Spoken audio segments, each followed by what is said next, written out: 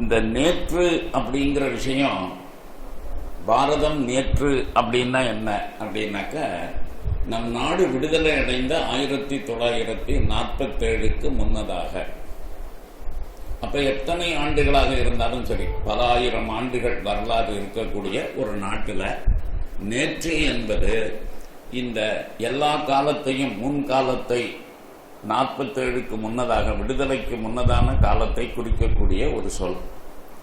இன்று என்பது நாடு விடுதலை பெற்று இன்று வரைக்கும் மட்டுமல்ல, வரக்கூடிய 2050 வரைக்கும் நம்ம இன்று என்ற தலைப்பில், அதாவது ஏறத்தாழ 100 ஆண்டுகள், 1947 2050 100 ஆண்டுகள், அதை இன்று என்பதாக நாம் வைத்துக் கொள்ளலாம்.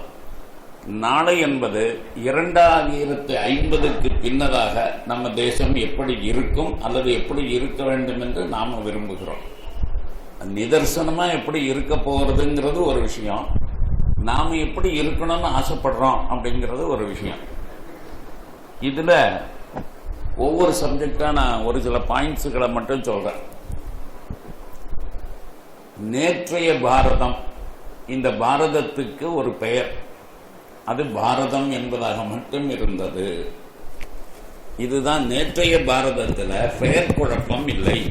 நமது நாட்டினுடைய பெயர் என்பதாக முற்காலத்தில், இந்த நாடு விடுதலை பெறுவதற்கு முன்னதாக இந்த நாட்டினுடைய பெயர் என்பதாக பார்த்தால் பாரதம் என்கின்ற ஒரு பெயர் மட்டும்தான் காணப்படுகிறது நம்முடைய இலக்கியங்கள்ல.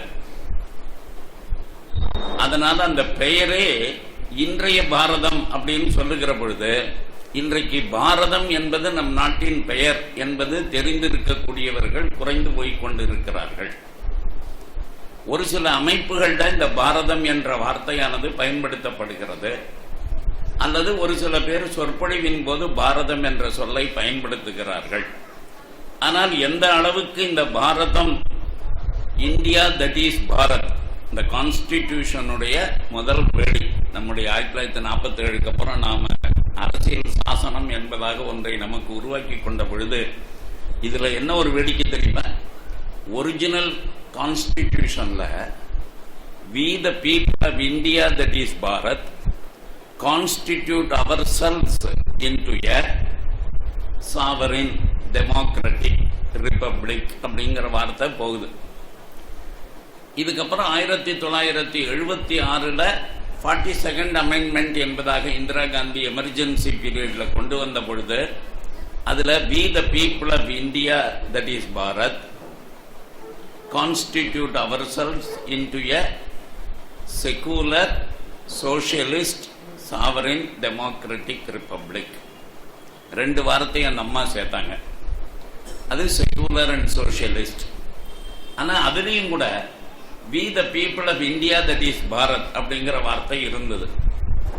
ஆனா இப்ப சமீபத்தில் பிரிண்ட் ஆகக்கூடிய கான்ஸ்டிடியூஷன் எல்லாம் நான் பார்க்கிறேன், அதுல இந்த we the people of India that is Bharatங்கிறதுல அந்த that is Bharatங்கிறதை எடுத்து விட்டாங்க. we the people of India அப்படிதான் இப்ப இருக்கு. இப்ப ஏதாவது ஒரு பிரிண்டட் வெர்ஷன் நீங்க எங்கேயாவது போய் கான்ஸ்டிடியூஷன் கடையில வாங்கினீங்கன்னா அதுல பிரிண்ட் ஆகி இருக்கக்கூடிய வார்த்தைகள் பார்த்தால் we the people of India that is Bharat அப்படிங்கிறதே போயிடுது. இந்த மாதிரி இந்த we the people of India that is Bharat, பாரதம்னு ஒரு பேரு, இந்தியான்னு ஒரு பேரு, இந்த ரெண்டு பேர் வைக்கக்கூடிய பழக்கம் எதனால வந்தது? கான்ஸ்டிடியூஷன்லயே அதை ஏன் மென்ஷன் பண்ணாங்க அப்படின்னாக்க, நாடு விடுதலை பெறுகிற போது அவரவர்கள் தங்களுடைய நாட்டினுடைய முன்னோர்கள் என்ன பெயர் சூட்டி இருந்தார்களோ அதைத்தான் வைக்க வேண்டும் என்று ஒரு ஆவல் உலகம் முழுக்க இருக்கு. அதன்படி நமக்கும் இருந்தது.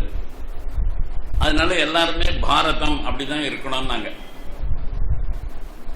ஆனா ஜவஹர்லால் நேரு அவர்கள் பாரதம் என்ற பெயர் உலகத்தில் யாருக்கும் தெரியாது, இந்தியா அப்படின்னா தான் புரியும், அதனால இந்தியா தான் இருக்கணும் அப்படின்னு அவர் சொன்னார். இவர்கள் எல்லோருமே கான்ஸ்டிடியூண்ட் அசம்பிளிங்கிறது ஒரு 300 சில்லற பேர் இருந்த இடம், 300 பேருக்கும் மேற்பட்டவர்கள் இருந்த ஒரு அவை. அதுல Nehru is one of the members. ஆனால் அந்த கான்ஸ்டிடியூண்ட் அசம்பிளிக்கு சேர்மன் டாக்டர் ராஜேந்திர பிரசாத். இப்ப இன்னைக்கு எவ்வளவு நாட்டினுடைய நிலைமை எவ்வளவு மோசமாக போய்கொண்டு இருக்கிறது என்பதற்காக உங்களுக்கு சொல்லுகிறேன். இந்த கான்ஸ்டிடியூஷனை கொடுத்தவரே அம்பேத்கர் என்பதாக இன்றைக்கு பிரச்சாரம் செய்யப்படுகிறது. அதை விட மோசம் என்னன்னு கேட்டீங்கன்னா, இதை மறுக்கக்கூடிய கட்சியே இல்லை. ஒருத்தன் நிச்சயமா எல்லாருக்கும் வரலாற்றில் இடம்பெற்றிருந்தவர்கள் அத்தனை பேருக்கும் தெரியும் வாட் வாஸ் இஸ் ரோல் அப்படிங்கிறது எல்லாருக்கும் தெரியும். ஜவஹர்லால் நேரு இவரை கான்ஸ்டிடியூண்ட் அசம்பிளியில மெம்பரா கூட சேர்க்கல. இவர் மெம்பராக சேர வேண்டும் என்று விரும்பியவரே காந்திஜி ஒருத்தர் தான். நேரு அவரை மெம்பரா கூட சேர்க்கல. ஆனால் Gandhiji wanted that his name should be there. But இது 1947 பண்ணுகிற போது. ஆனால் 1948 காந்திஜி போயிடுறார். அந்த பீரியடில் இவர் எப்படியுமே சேர்க்காம இருந்தால் அது ஒரு மிகப்பெரிய பிரச்சனைக்கு இடம் கொடுக்கும் என்பதாக தெரிந்து அவர்களுக்கும் அப்போ ஒரு ஃபுல் டைம் கான்ஸ்டிடியூண்ட் இது டிராப்டிங் கமிட்டி தேவைப்பட்டது. இதெல்லாம் யாரும் எழுதுறது டிஸ்கஷன். இப்ப நம்ம எல்லாரும் இங்க உட்கார்ந்துக்கிட்டு இந்த நாட்டினுடைய அரசியல் சாசனம் எப்படி இருக்கணும் சொல்லுங்க அப்படின்னு ஒருத்தட்டி நான் கேட்க அவங்கள்ட்ட ஒப்பீனியன் சொல்லலாம். பட் இதை யாரு டிராப்ட் பண்ணுவா? இது யாராவது ஒரு ஆள் நோட்ஸ் எடுத்துக்கணும்ல, அதுக்கப்புறம் அதை டைப் பண்ணணும்ல, அதுக்கப்புறம் அதை படிக்கணும்ல, அதை கொண்டு வந்து இங்க வாசிக்கணும்ல, நீங்க சொன்னதுதான் நான் எழுதியிருக்கேனா அப்படின்னு கேட்கணும்ல, அப்ரூவல் வாங்கணும்ல. இதுக்கு டிராப்டிங் கமிட்டி அப்படின்னு ஒன்று போட்டாங்க. அந்த டிராப்டிங் கமிட்டிக்கு சேர்மனாக அப்பொழுது ஒரே ஒரு வேக்கன்சி கிரியேட் பண்ணி, ஏற்கனவே எல்லாரும் எலெக்டட் ஆகி தான் வந்திருக்காங்க இந்த கான்ஸ்டிடியூண்ட் அசம்பிளிக்கு. அதுல நல்ல வேளை ஒரு ஆளை நீங்க ரிசைன் பண்ணுன்னு சொல்லி அவருடைய இடத்துல என்னுடைய அரசியல் சாசனம் தேவை இன்றைக்கு ஒரு மாற்றம் அப்படின்னு ஒரு புக் ஒரு CD பேசியிருக்கேன். இந்த நாட்டினுடைய அரசியல் சாசனத்தை பற்றி மட்டும் 3 படிவது அதுல நான் இதை மென்ஷன் பண்ணியிருக்கேன்.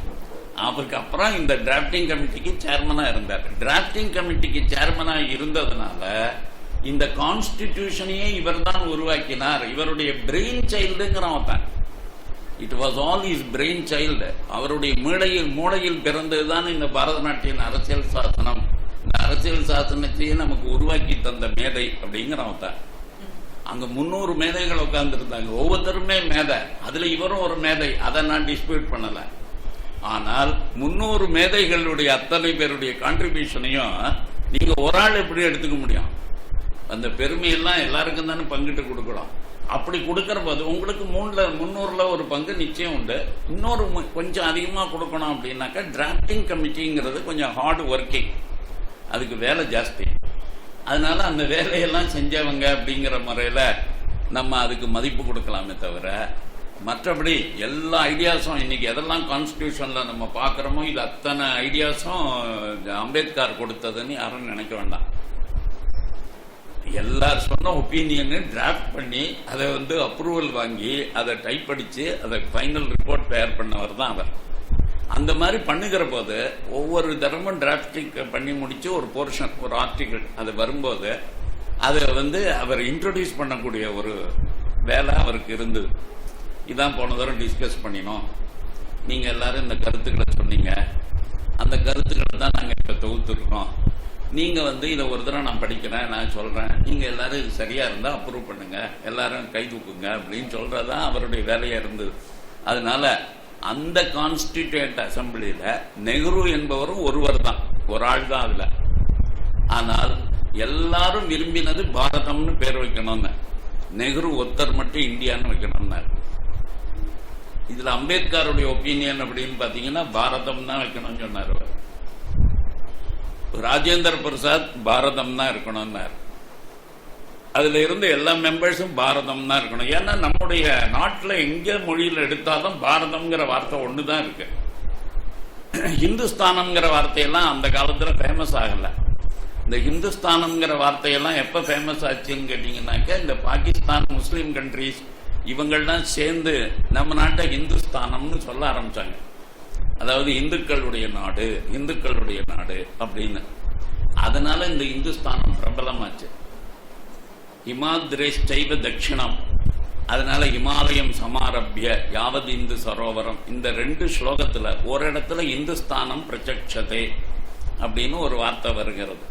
அந்த இடத்துல இந்துஸ்தானம் என்ற வார்த்தையானது உபயோகப்படுத்தப்பட்டிருக்கிறது.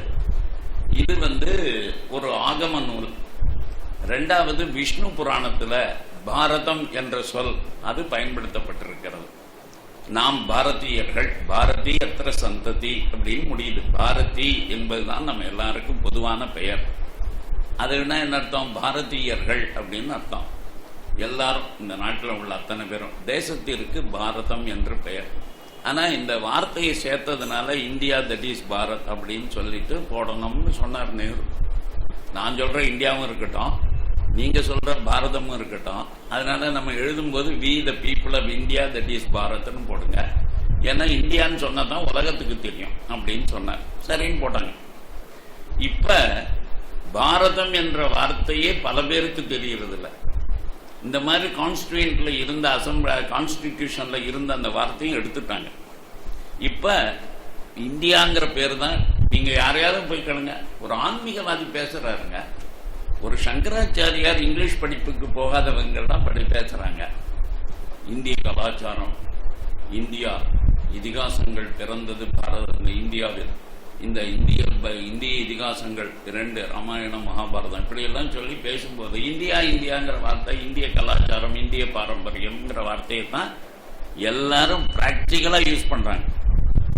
அதனால இன்னைக்கு இந்த பாரதம் என்ற சொல் மங்கி வருகிறது.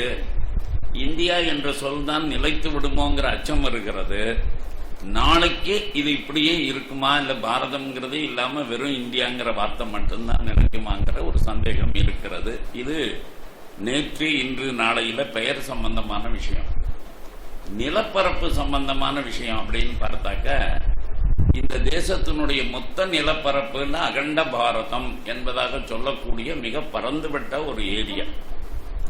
அதுல இன்றைய நேபாளம் வருகிறது, இன்றைய பர்மா வருகிறது, இந்த பகுதியில் இருக்கிற ஆப்கானிஸ்தானம் வருகிறது, இந்த பக்கத்தில் இருக்கிற பாகிஸ்தானம் வருகிறது. எல்லாம் சேர்ந்து பாரதம் அப்படின்னு ஒட்டுமொத்தமா இருந்தது. நிலப்பரப்பில் அவ்வளவு பெருசு. ஆனா அதுக்கப்புறம் என்ன ஆயிருக்குன்னு பார்த்தாக்க, கொஞ்சம் கொஞ்சமா சுருங்கி போய் 35ல ஒரு வெட்டல், இப்படி ஒவ்வொரு தரமா வெட்டி இலங்கை வெட்டப்பட்ட, இலங்கை நம்ம கூட இருந்தது, அது வெட்டப்பட்டது. ஆப்கானிஸ்தான் நம்ம கூட இருந்தது, அது வெட்டப்பட்டது. காந்தாரம் என்று பெயர், அது போச்சு. இப்படி ஒவ்வொரு பகுதியா போய் கடைசியா 1947 நாம பார்க்கிற போது இன்றைக்கு முஸ்லிம்கள் பெரும்பாலும் வாழ்ந்து கொண்டு இருக்கக்கூடிய பகுதிகள் என்பதாக சொல்லி வங்காளத்துல ஒரு பெரிய பகுதி, அதுபோல பஞ்சாப்ல ஒரு பகுதி, சிந்து மாநிலம், இதெல்லாம் சேர்த்து பாகிஸ்தான் என்பதாக ஒன்று தனியாகவே உருவாகிவிட்டது. அதனால நிலப்பரப்பில் பார்த்தால் நேற்று நம்முடைய பாரதத்தினுடைய நிலப்பரப்பு மிக பெரியது. இன்று நிலப்பரப்பு சிறியது, ரொம்ப சிறியதல்ல, ஆனால் சிறியது. நாளைய தினம் இதே பாரதம். இந்த நிலப்பரப்பு சுருங்கியதுல நமக்கு என்ன லாபம் அப்படின்னு பார்த்தாக்க, இந்த 47ல இந்த அகண்ட பாரதம், அதாவது நாட்டை பிரித்து கொடுக்க கூடாது, முஸ்லிம்களுக்கு தனி நாடு கோரிக்கை கூடாது, அவர்கள் நம்ம கூட தான் இருக்கணும், நாம் எல்லாரும் சேர்ந்துதான் பாரதியர்கள், நாம் எல்லோரும் சேர்ந்துதான் இந்தியர்கள், இப்படி எல்லாம் சொல்லிட்டு இருந்தாங்க இல்லையா. இவர்கள் எல்லோருமே, அது காங்கிரஸாக இருக்கட்டும், RSS ஆக இருக்கட்டும், இந்து மகாசபாவாக இருக்கட்டும், எல்லாருமே என்ன விரும்பினாங்கன்னா, இந்த நாடு துண்டாடப்படக்கூடாதுன்னு விரும்பினாங்க. ஆனா பகவான் ஒருத்தன் தான் முடிவு பண்ணினான், இந்த நாடு துண்டாடப்பட வேண்டும். அதனால என்ன லாபம்? அப்படி துண்டாடப்பட்டால் மட்டும்தான் எஞ்சி இருக்கக்கூடிய பாரதம் இந்து பாரதமாக இருக்கும். அப்படி இல்லை என்றால் இந்த நாடு முழுக்கவே முஸ்லிம் நாடாக போய்விடும். அப்படி போகாம இருக்கணும்னா, இந்த கேன்சர் ஏதோ ஒரு இடத்த ரொம்ப பாதிச்சு அந்த இடத்த கியூர் பண்ண முடியாம நிலைக்கு போயிடுதுன்னு வச்சுங்க, டாக்டர் என்ன சொல்றாரு, இந்த காலை மட்டும் வெட்டிடுங்க, இந்த விரலை மட்டும் வெட்டிடுங்க, இந்த போர்ஷனை மட்டும் வெட்டிடுங்க, அப்பதான் நீங்க உயிர் வாழ முடியும் அப்படின்னு சொல்றாரு. அதுக்காக வெட்டுறமா இல்லையா? அந்த மாதிரி ஒரு கேன்சரஸ் குரோத் இந்த முஸ்லிம்ஸ், அதுக்கு சைசபிளா இனிமே கியூர் பண்ண முடியாதுங்கிற நிலைமை வந்த போது அதை வெட்டினா தான் ரெஸ்ட் ஆஃப் த பாடி பிழைக்கும். மற்ற உடம்பு சரீரம் பிழைக்கணுமா வேண்டாமா, அதுக்காக வெட்டி கொடுக்கறதா நல்லது. அப்படிதான் பகவானே அதை வெட்டின. இப்ப வெட்டாம இருந்திருந்தாலும் என்னங்கிறதையும் நான் சொல்றேன், வெட்டினதுனால என்ன லாபங்கிறதையும் நான் சொல்றேன். வெட்டியதால் மட்டும்தான் கடந்த 70 ஆண்டுகளாக பாரதம் ஒரு இந்து நாடாக இருக்கிறது. இது நல்லா தெளிவா புரிஞ்சுங்க. இது வெட்டுப்படாம இது 1947 ஒரே நாடா இருந்து முஸ்லீம்களும் இங்கே இருந்தாங்கன்னு. இப்ப பாகிஸ்தான்ல இருக்கிற முஸ்லீம், இப்ப பங்களாதேஷ்ல இருக்கிற முஸ்லீம், அவங்க எல்லாரும் நம் நாட்டுக்குள்ளேயே இருந்திருந்தாங்கன்னா இந்நேரம் என்ன இருக்குங்கிறத கொஞ்சம் கற்பனை பண்ணி பார்த்தீங்கன்னா பயந்து போயிடுவீங்க. இந்த நாடு முழுக்க முஸ்லீம் நாடாக மாறி இருக்கும். ஏன்? அத்தனை முஸ்லீம்களும் எல்லா ஊருக்கும் வருவான் ஈஸியா, எல்லா ஊர் ஜமாத்துலையும் பேசுவான், எல்லா ஊர்லயும் தப்லீக் இயக்கம்னு நடத்துவான், எல்லா ஊர்லயும் முஸ்லீம்களை ரொம்ப பயங்கரவாதிகளா மாத்துவான். இது அவங்களுக்குள்ள. நம்ம ஆட்களை மதம் மாத்துவாங்க. இதெல்லாம் விட முக்கியமானது, இந்த நாட்டினுடைய மொத்த நாடாளுமன்ற உறுப்பினர் எண்ணிக்கை இப்ப 543. இந்த 543ங்கிறத 675 இருக்கும். எங்க? இந்த பாகிஸ்தானும் பங்களாதேஷும் நம்ம கூடவே இருந்தாக்க.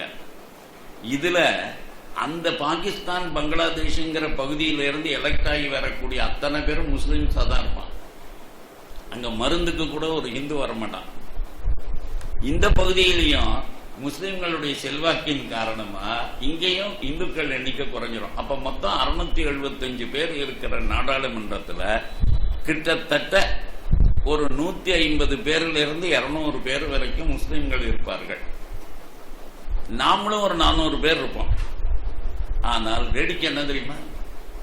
இந்த 400 பேர் ஒற்றுமையாக ஒரே கட்சியை சேர்ந்தவனா இருக்க மாட்டான். ஆனா அந்த முச்சா இருக்க அவன் 175 பேரும் ஒரே கட்சியா ஒரே முஸ்லீம்ங்கிற பேர்ல அடையாளத்துல இருப்பான். அதனால பிரைம் மினிஸ்டரா வரக்கூடியவன் ஒரு முஸ்லீமாகத்தான் இருப்பான். அந்த பிரைம் மினிஸ்டர் முஸ்லீம்னா ராஷ்டிரபதியும் முஸ்லீம் தான். அப்ப ராஷ்டிரபதி, prime minister, finance minister, home minister இவர்கள் அத்தனை பொறுப்புகளும் முஸ்லீம்கள் கையில போனதுக்கு அப்புறம் இந்த ஒண்ணுமில்லாத டிபார்ட்மெண்ட்லாம் இருக்கு இல்லையா, அதுல ஸ்டேட் மினிஸ்டர் அதுவாயிரு மற்ற இந்துக்களுக்கு ஏதோ கிடைக்கும்.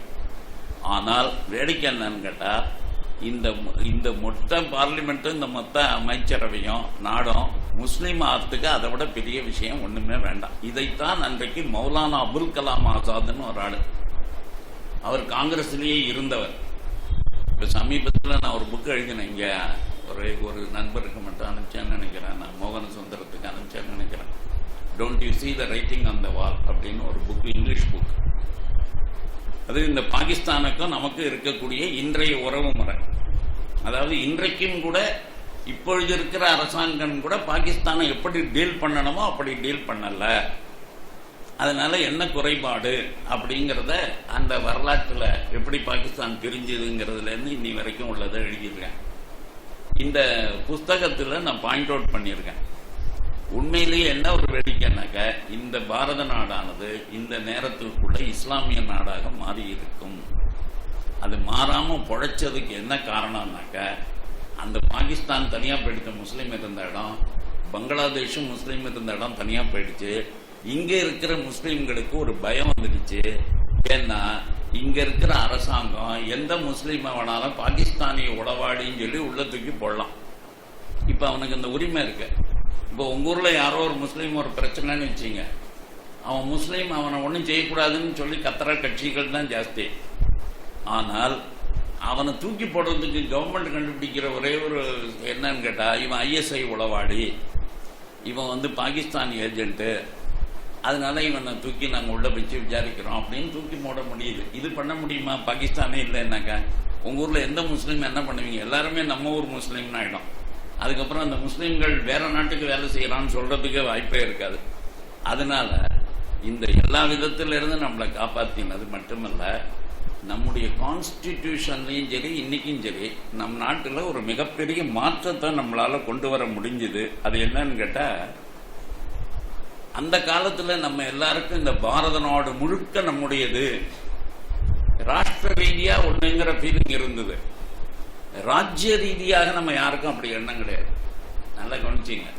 இந்த 47க்கு முன்னதாக இருந்த பாரதத்துல கொங்கு பிரதேசத்துல இருந்தவனுக்கு கொங்கு மண் மட்டும்தான் தெரியும். அந்த கொங்கு மண்ணில் மட்டும்தான் அவனுக்கு பற்றுதல். இப்ப இந்த கொங்கு மண் சோழ தேசத்தோட சேர்ந்து இருந்தால் தன்னை சோழன் அப்படின்னு சொல்லிக்கிறதுக்கான ஒரு பெருமை தான் இவனுக்கு இருக்கும். இப்ப இவனுக்கு இங்க இருக்கிற இந்த தமிழ் பேசுற இந்த சோழ தேசத்தவனுக்கும் மதுரையில இருக்கிற பாண்டிய தேசத்தவனுக்கும் எந்த ஒற்றுமையும் கிடையாது. பாண்டிய தேசத்தவன் அந்நியன், அவன் இங்க வரணும்னா விசா வாங்கிட்டு தான் வரணும். அதே மாதிரி நான் மதுரைக்கு போனாலும் விசா வாங்காம போக முடியாது. நாங்க 2 பேருமே திருவனந்தபுரம் போகணும்னாலோ கன்னியாகுமரி போகணும்னாலோ சேரங்கிட்ட இருந்து இது வாங்கணும், சீட்டு வாங்கணும். இப்ப இந்த பகுதிகள் எல்லாமே சேர சோழ பாண்டிய தேசங்கள் என்பதாகத்தான் இருந்தன. இப்படி 56 ராஜ்யங்கள் இருந்தது. இந்த 56 ராஜ்யத்துல இருக்கிற எல்லாருக்குமே நாம ஒரே தேசத்துக்கு சொந்தக்காரர்கள்ங்கிற எண்ணம் என்னைக்குமே கிடையாது. ஆனால் கலாச்சார ரீதியாக நாம் ஒன்றுங்கிற எண்ணம் உண்டு. அதாவது இங்கிருந்து காசி என்னுடையது, ராமேஸ்வரம் என்னுடையது, இந்த எண்ணம் அங்க இருக்கிறவனுக்கு உண்டு, இங்க இருக்கிறவனுக்கு ஒன்று உண்டு. ஆனா ராமேஸ்வரத்துக்கு உள்ளுக்குள்ள அனுமதிக்கிற உரிமையும், ராமேஸ்வரத்துக்கு நீ வருவதற்கு விசா இல்லாம போக முடியுமான்னாக்கா போக முடியாது.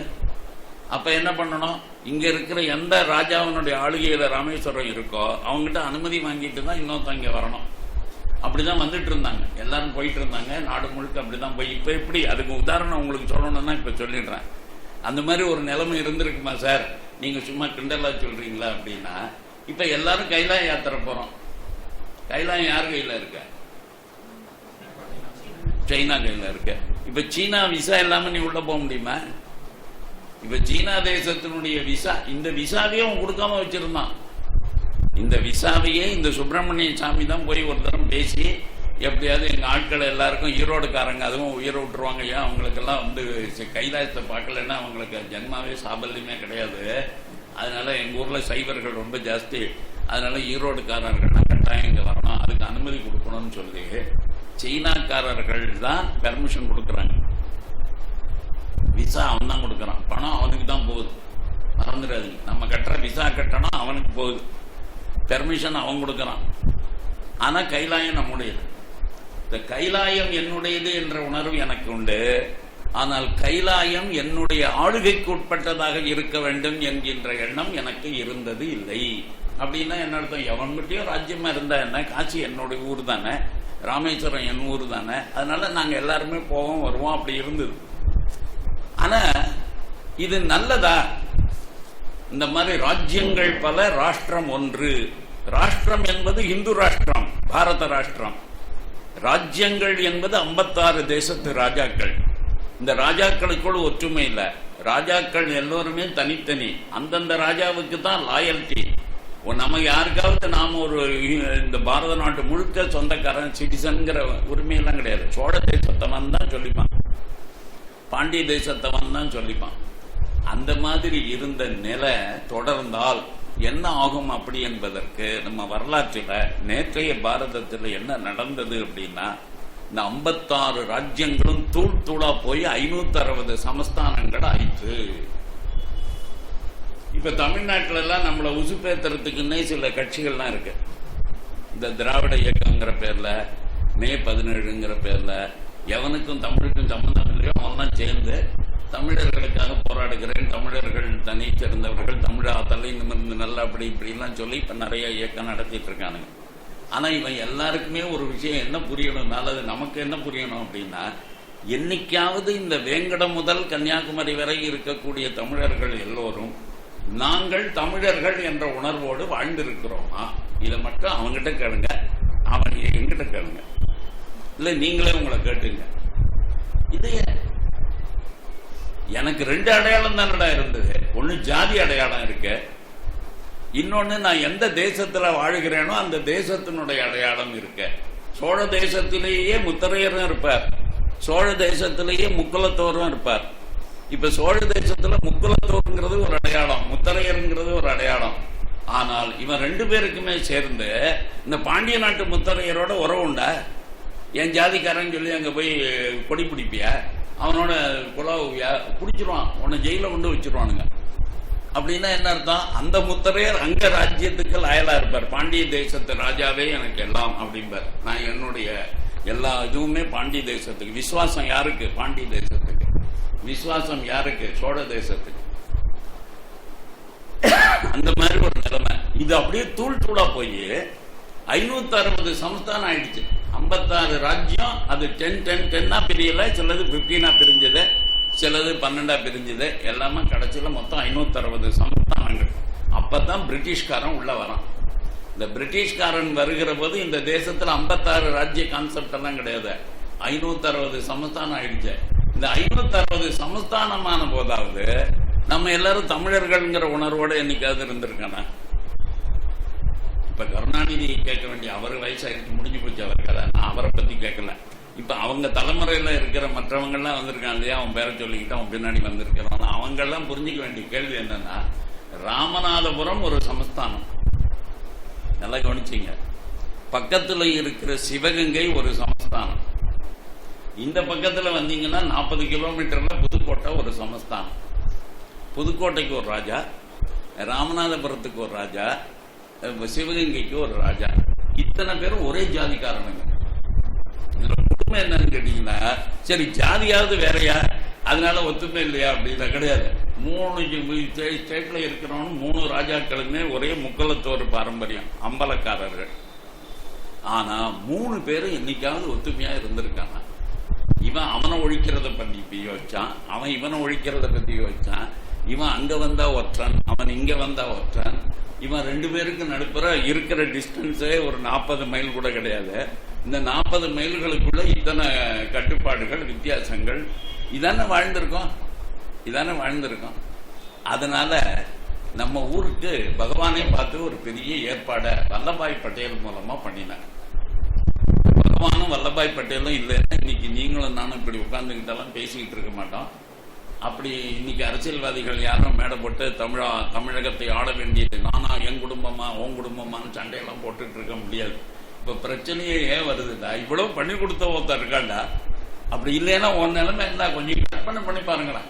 நாளைக்கு நம்ம உடஞ்சமான என்ன ஆகும் நினைச்சீங்க? தமிழ்நாடு தனியா இருக்குன்னு நினைச்சீங்களா? கொங்குல திருப்பூர் தாண்டி அந்த பக்கம் தனியா போடுவானுங்க, இந்த பக்கம் திருச்செங்கோடு நாமக்கல்லாம் தனியா போடும். மறந்துடாதீங்க, நம்ம கூட ஒத்துமையா இருக்க மாட்டோம் கொங்குன்னு. இப்பவே கொங்கு தேசத்துக்குள்ள எத்தனை கட்சி? எல்லாரும் ஒரே வாய்ஸ்ல கொங்கு மக்களுக்காக பேசுறவங்க ஒரு ஆள் இருக்கானா? கொங்கு மக்களுக்கு பேசுறதுன்னு ஆரம்பிச்சாலே 3 கட்சி 4 கட்சி பிறக்குது. இப்ப 3-4 பிரதேசமா பிரிஞ்சு போடுவோம்.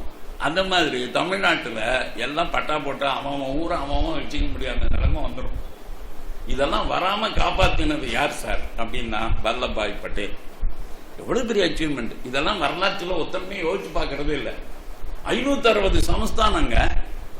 இதுல பிரிட்டிஷ் ராஜ்யம் இந்த 560 சமஸ்தானத்துக்கு வெளியில இருக்கு. பிரிட்டிஷ் சாம்ராஜ்யம் அப்படிங்கிறது பாரத நாட்டில் பிரிட்டிஷ்காரர்கள் ஆண்ட பகுதி. இப்ப மைசூர் பிரிட்டிஷ்கார ஆட்சியில இல்ல, பெங்களூர் பிரிட்டிஷ்கார ஆட்சியில இருந்தது. நல்லா கவனிச்சிங்க.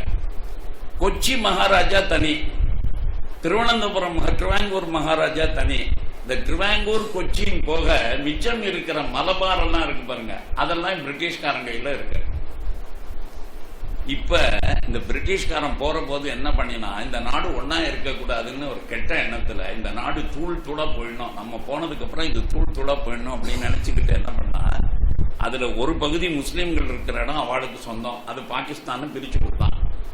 மிச்சம் இருக்கிற நான் வச்சிருக்கிற பகுதியெல்லாம் இந்துக்களுக்கு சொந்தம், அதை இந்துஸ்தானம் அதாவது பாரதம் அது தனி நாடுன்னு சொல்லிட்டான். முடிஞ்சு போச்சு. இந்த 2ஆ பிரிச்சதோடு போயிருந்தான்னா கூட பிரச்சனை கிடையாது. 3ஆவதா ஒண்ணு என்ன சொன்னா, என்னுடைய ஆளுகைக்கு நேரடியாக உட்படாத ராஜாக்கள் ஆண்டு கொண்டு இருக்கிற, நவாபுகள் ஆண்டு கொண்டு இருக்கிற சமஸ்தானங்கள், இந்த 560 சமஸ்தானங்களும் ஒன்று தனியாக இருக்கலாம், இல்லை என்றால் பாரதத்தோடு சேரலாம், இல்லை என்றால் பாகிஸ்தானோடு சேரலாம், இது உங்களுடைய சாய்ஸ் அப்படின்னு ஒரு உரிமையை கொடுத்துட்டு போயிட்டான். இதுக்கு பேர் மவுண்ட் பேட்டன் பிளான், ஜூன் 3 பேர். June 3, 1947, this plan was announced by Mountbatten. August 15th நமக்கு இண்டிபெண்டன்ஸ். இந்த ரெண்டுக்கு நடுப்புற கேப் எவ்வளவு இருக்குன்னு பாருங்க. ஜூன் 3, ஆகஸ்ட் 15th, 2 மாசம் கூட கிடையாது. 2 மாசம் கூட கிடையாது. மேக்சிமம் 2.25 மாசமா, 2 மாசம் 10 நாளோ என்னமோ வச்சுங்க. இந்த பீரியடுக்குள்ள பாகிஸ்தானுக்கு பார்டர் பிரிச்சு கொடுக்கணும். எது பாகிஸ்தான் எது பாரதம் அப்படின்னு பிரிச்சு கொடுக்கலாம். இந்த 560 ராஜாக்களுக்கும் உரிமை கொடுத்தாச்சு. அவன் தனியாகவும் இருப்பான், இல்லைன்னா இவனோட சேருவான், அவனோட சேருவான். அவன் ஏதாவது ஒரு முடிவு எடுக்கணும், அதுக்கு 2 மாசம் தான். ஆனா இந்த ஒரு ஆடு, இந்த வல்லபாய் பட்டேலுங்கிற ஒரு ஆடு இப்ப ஹோம் மினிஸ்டரா இருந்ததுனால அவர் என்ன பண்ணாரு, பாகிஸ்தான் பிரச்சனை ஒரு பக்கம் இருக்கட்டும், அதை சமாளிக்கிறது பெரிய விஷயம் பண்ணார், அதெல்லாம் விடுங்க. ஆனா அதை விட முக்கியமான விஷயம் என்னன்னா, அந்த 560 ஆளும் தனியா புட்டுக்கிட்டு போலான்னு வந்துட்டானுங்களே, உரிமை இருக்க. அப்படி யாரு தெரியுமா உரிமையோட வெளியில புட்டுக்கிட்டு போனதுல முஸ்லிம்கள் மட்டும் இல்ல, நம்ம ஊர் திருவாங்கூர் ராஜா, அவர் நான் உங்க கூட இருக்க மாட்டேன் தனியா போறேன்ட்டார். ஹைதராபாத் நிசாம் தனியாவே போயிட்டான், அதை விடுங்க, அவன் துருக்கம் போனான், அதை விடுங்க. ஆனா இங்க இருக்கிற இந்து திருவாங்கூர் ராஜா நான் தனியா போறேன்னார். எங்க ராஜ்யம் உங்களுக்கு கட்டுப்பட்டதில்லை, ஆகவே நாங்கள் திருவாங்கூர் ராஜ்யம் என்பதாக தனியாக வச்சு நடத்துவோம் உலகத்துல. இப்ப கூட தமிழ்நாட்டை தனியா பிரிச்சு கொடுங்க இருக்கான சில பேர், அந்த மாதிரி அவன் திருவாங்கூர் ராஜ்யம். இவருக்கு என்ன பண்றதுன்னு புரியல, எல்லாம் மொத்தமே 2 மாசத்துக்குள்ள முடிச்சாகணும். அத்தனை சமஸ்தானங்களையும் ஒரு தனி மனிதனாக இருந்து நீங்கள் அனைவரும் பாரதத்தோடு தான் சேருகிறீர்கள் அப்படின்னு பண்ண. இதுல என்ன ஒரு ஜுனாகாடுன்னு ஒரு இடம், அங்கதான் இப்ப சோமநாதபுரம் கோவில் இருக்கு. இந்த சோமநாதபுரம் கோவிலை மீட்டு கும்பாபிஷேகம் பண்றதுதான் விடுதலைன்னு சொல்லிட்டு இருந்தார் வல்லபாய் பட்டேல். அந்த சோமநாதபுரம் இருக்கக்கூடிய ஜுனாகாடு சமஸ்தானத்துல ஒரு முஸ்லிம் நவாப், ஜனங்கள் பெருவாரியா இந்துக்கள். காஷ்மீர்ல ராஜா ஹிந்து, மக்கள் முஸ்லிம்ஸ் பெரிய அளவில். இந்த மாதிரி இடங்கள்ல சிக்கல் வந்த போது ஜுனாகாடுக்காரன் என்ன பண்ணா, பாகிஸ்தானோட சேர்ந்துட்டான். நான் பாகிஸ்தானோடு இணைகிறேன் தான், ஏன்னா அவன் முஸ்லீம், அங்க பக்கத்துல முஸ்லீம், குஜராத் சேர்ந்துட்டான். இப்ப இவருக்கு நம்ம என்னது பெரிய கற்பனை வச்சுட்டு இருந்தோம், சோமநாதபுரம் ஆலயத்துக்கு கட்டி கும்பாபிஷேகம் பண்றதுதான் விடுதலை பெற்றதுங்கிற விழாவே நடத்தணும் அப்படிலாம் வச்சிருக்கோம். இப்ப இந்த சோமநாதபுரமே பாகிஸ்தானுக்கு பிடிச்சுன்னா அதை விட கொடுமை என்ன இருக்கு உலகத்துல. அதனால ராத்திரியோட ராத்திரியா அந்த ஊர்ல மக்கள் புரட்சிங்கிற பேர்ல ஒரு கலவரத்தை தூண்டிவிட்டு இவராகவே இந்த நவாபு அவருடைய நாய்க்குட்டியை எழுதி கொண்டு ஓடினான்னு எழுதும்படியே பண்ணிட்டார். கடைசியாக நவாபு மட்டும் தன்னுடைய நாய்க்குட்டிகளை அழைத்துக் கொண்டு உடனடியாக இரவோடு இரவாக பாகிஸ்தானுக்கு பறந்து சென்றார். அந்த இடத்தை பிடிச்சிட்டார். நம்முடைய ராணுவம் தான் பிடிச்சது, ஆனா மக்கள் புரட்சிங்கிற பேர்ல பிடிச்சது. அதனால அந்த அளவுக்கு எல்லா 560 சமஸ்தானத்தையும் ஒன்னா பண்ணார். இதுல என்ன லாபம்னா, we were a multi state nation, ராஜ்யங்கள் பல, ராஷ்டிரம் ஒன்று. இதுதான் 47க்கு முன்னாடி நிலைமை.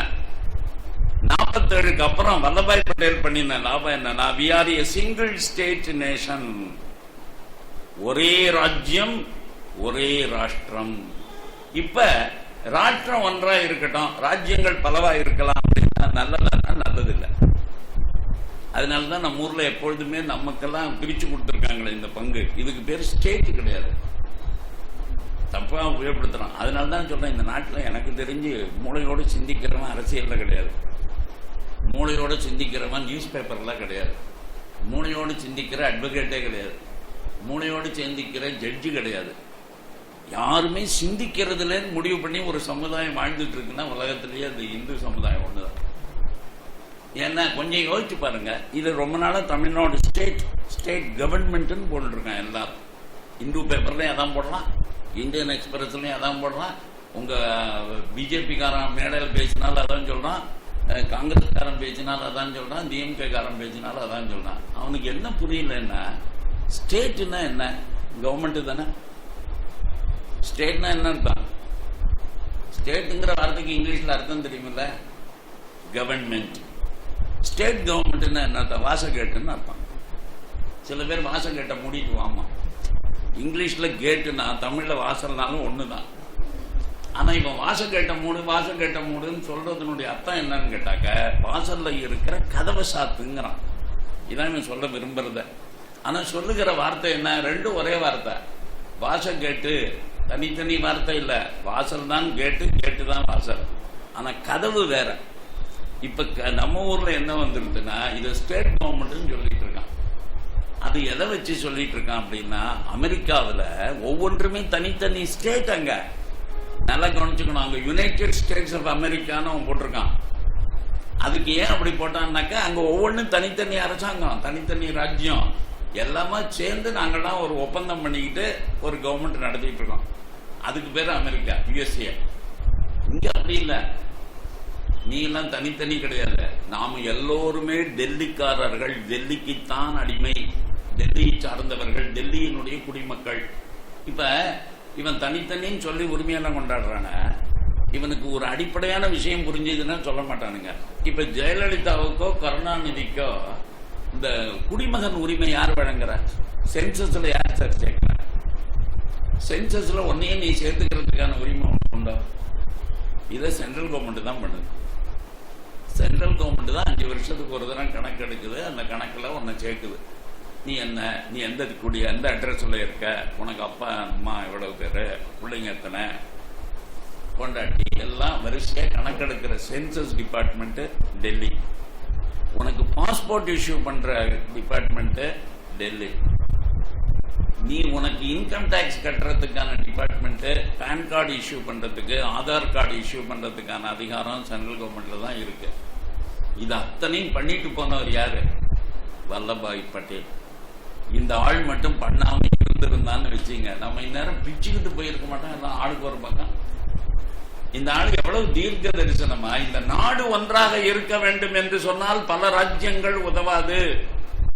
அதனால்தான் திரும்ப திரும்ப நான் ஒரு விஷயத்தை சொல்றேன், மாநிலங்களுக்கு அதிக அதிகாரம் என்பது ஆபத்து.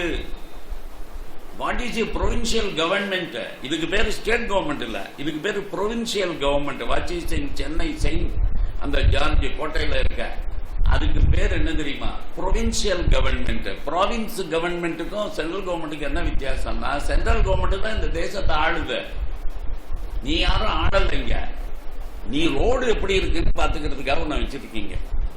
ஏன்னா நாங்க அந்த வேலையெல்லாம் பண்ண முடியாது. டெல்லியில இருந்து ரோடு சரியா இருக்கா, லைட் ஒழுங்கா எரியுதா, எல்லா வீட்டுக்கும் கரண்ட் வருதா, தண்ணி கிடைக்குதா, இந்த வேலையை செய்யறதுக்காக ஒண்ணு வச்சிருக்கோம். இப்ப நீ இந்த வேலையை செய்யறதுக்கே எங்கிட்ட தான் தொங்கிட்டு இருக்க. உன்னால அது முடிக்க முடியல, உன்னால பணத்தையும் வசூலிக்க முடியல, உன்னால அது செய்யவும் முடியல. அப்படி இருக்கிறது இதுக்கு இன்னும் அதிகாரம் கொடுத்தோன்னு வச்சுங்க, என்ன அவன் பிச்சுக்கிட்டே போடுவானுங்க. அதனால மாநிலங்களுக்கு குறைவான அதிகாரங்கள், மத்திய அரசாங்கம் மட்டுமே பவர்ஃபுல் கவர்மெண்டாக இருந்தால் இந்த பாரதம் ரொம்ப நாளைக்கு நிலைக்கும்.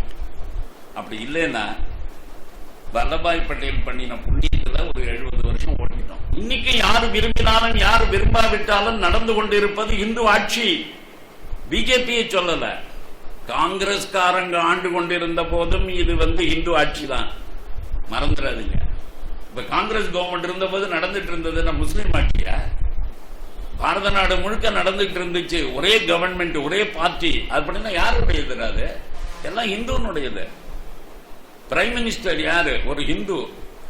அதனால இந்த தேசத்தில் இதுவரைக்குமே ஒரு பிரைம் மினிஸ்டர் முஸ்லீம் வர முடியாது என்ற நிலைமையை நம்முடைய ஜனநாயகத்திலேயே நாம உறுதிப்படுத்தி இருக்கணும். அது மட்டுமல்ல, சமீபத்தில் உத்தரப்பிரதேசத்தில் ஒரு கட்சியிலேயே ஒரு எம்எல்ஏ கூட முஸ்லீம் நிற்க வைக்காமலே ஜெயிச்சு ஆட்சிக்கு வர முடியும் அப்படிங்கறதையும் நம்ம பண்ணி காமிச்சிட்டோம். இதை நாங்க மத்திய பிரதேசத்தில் ரொம்ப வருஷம் முன்னாடியே நான் சார்ந்து இருக்கும் விஸ்வ இந்து பரிஷத் பண்ணியது. அன்றைக்கே இதை முழுக்க பண்ணியிருந்தாக்க இந்த தேசம் இன்னைக்கும் உருப்பிருக்கும். ஆனா அத்வானி அன்னைக்கு என்னமோ பிரமாதமா 180 தான் உங்க சீலிங் லிமிட், இதுக்கப்புறம் வராதுன்னாரு. அவருக்கு ஒரு நம்பிக்கை இல்லாத ஒரு தலைவர்.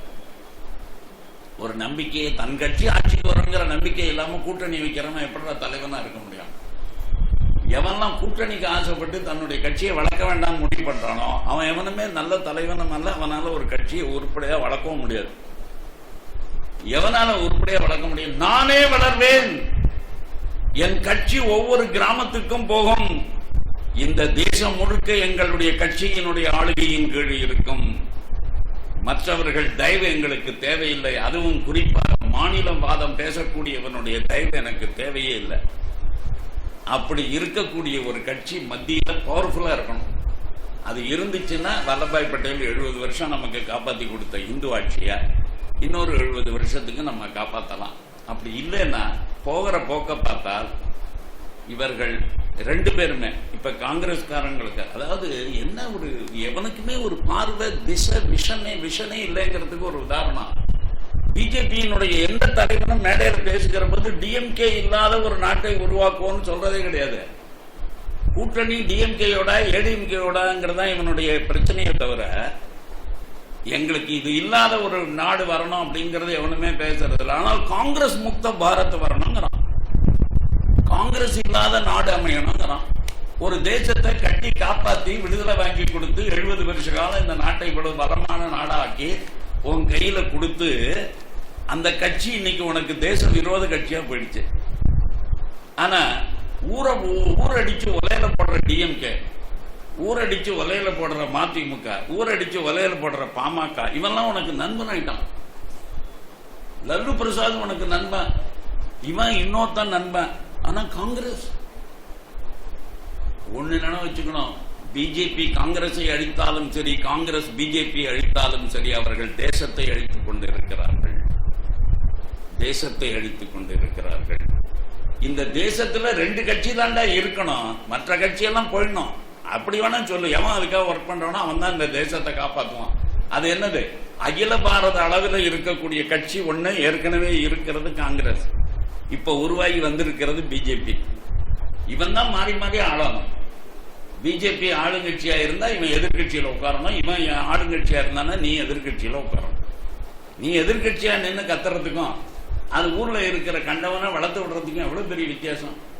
67 இங்க தமிழ்நாட்டில் இந்த வெஞ்சன்ஸ்னாலதான் இன்னைக்கு நான் பேசுறேன். சென்னையில இந்த வெஞ்சன்ஸ்னாலதான் தமிழ்நாடு இன்னைக்கு கெட்டு போய் 45 வருஷமா 67 கணக்கு போடுங்க, எவ்வளவு 50 வருஷம் ஆயிடுச்சுல்ல. 50 வருஷமா தமிழ்நாட்டை விஷக்கிருமிகள் கையில கொடுத்துட்டோம். பக்தவத்சலம் சொன்னார், டிஎம்கே ஜெயிச்ச போது விஷக்கிருமிகள் பரவி விட்டன. வேற எவனுமே சொல்லல, பக்தவத்சலம் ஒரு ஆள் தான் சொன்னார், விஷக்கிருமிகள் தமிழகத்தில் பரவி விட்டன. விளைவு இன்னைக்கு இதை ஒழிக்கிறது எப்படின்னு கவலைப்பட வேண்டியிருக்கு. ஆனா இந்த யார் கொண்டு வந்தார்? இது அண்ணாதுரை கொண்டாரா? இது ஈவேரா கொண்டு வந்தாரா? தமிழ்நாட்டில் திராவிட முன்னேற்ற கழகம் ஆட்சி பொறுப்பு ஏற்பதற்கான வழிவகையை வகுத்தவன் யார்? இந்த தமிழகத்திற்கு துரோகம் செய்தவர் யார்? ராஜாஜி. மறந்துறார். அன்னைக்கு மட்டும் ராஜாஜி காமராஜ் மேல இருக்கிற வருத்தத்தினாலையும் வெறுப்பினாலையும் காங்கிரஸ் ஒழிக்கணுங்கிற எண்ணத்தினாலையும் அன்னைக்கு டிஎம்கேயோட கைகூட்டாம இருந்திருந்தார் டிஎம்கே ஆட்சிக்கு வர முடியுமா? அந்த ராஜாஜிங்கிறவருடைய ஒரு முத்திரை குத்தப்பட்டதுனாலதான டிஎம்கே சீண்டினானுங்க ஜனங்களை. ராஜாஜியே சொல்றாரு அப்படின்னா அதுல ஏதோ அர்த்தம் இருக்கணும்னு சொல்லிட்டு தானடா ஜனங்கள் போனான். அண்ணாதுரை சொன்னாரு, அவன் பின்னாடி போனானுங்களா எவனாவது? அண்ணாதுரை என்னுடைய வார்த்தைகளை நாங்கள் ஏற்றுக்கொள்கிறோம் தமிழ்நாடு அப்படின்னு சொல்லவே இல்லையே ஒரு ரூபாய் கூட. அதுக்கு முன்னாடியில இருந்து அவங்க எல்லாம் பண்ணிட்டு தானே இருந்தானுங்க, ஒன்னும் செய்யல. அதுக்கு நேரத்துல இவர் தான் அந்த கூட்டணி அமையறதுக்கு ஹெல்ப் பண்ணார். எந்த காட்சி? உருப்படாத பையன் அத்தனை பேரையும் ஒன்னா சேர்ந்து ராஜாஜி லீட் பண்ணார். உருப்படாதவனு கொண்டு ஆட்சியில வச்சார். இவன் போட்டிட்டு இருக்கான ஈவேரா, அவர் எங்க இருந்தார்? அப்ப காமராஜ் கூட இருந்தார். இதுல வேடிக்கை என்னன்னு கேட்டீங்கன்னா, எந்த திமுக ஆட்சிக்கு வந்ததுக்கு அப்புறம் ஈவேராவின் கொள்கைகளை அமல்படுத்துவதற்காகவே நாங்கள் வந்திருக்கிறோம், ஈவேராவினுடைய கொள்கைகள் தான் திராவிட இயக்க கொள்கைகள்னு சொல்லிட்டு இருக்கானோ, அந்த ஈவேரா 1967 இவங்கள் ஆட்சி அமைக்கிற போது இந்த ஆட்சி வரக்கூடாதுங்கிறதுக்காக காமராஜ் கூட நின்று காங்கிரசுக்கு ஒர்க் பண்ணிட்டு இருந்தார். ஆனா இவனுடைய சுயரூபம் எப்ப வெளிப்பட்டது?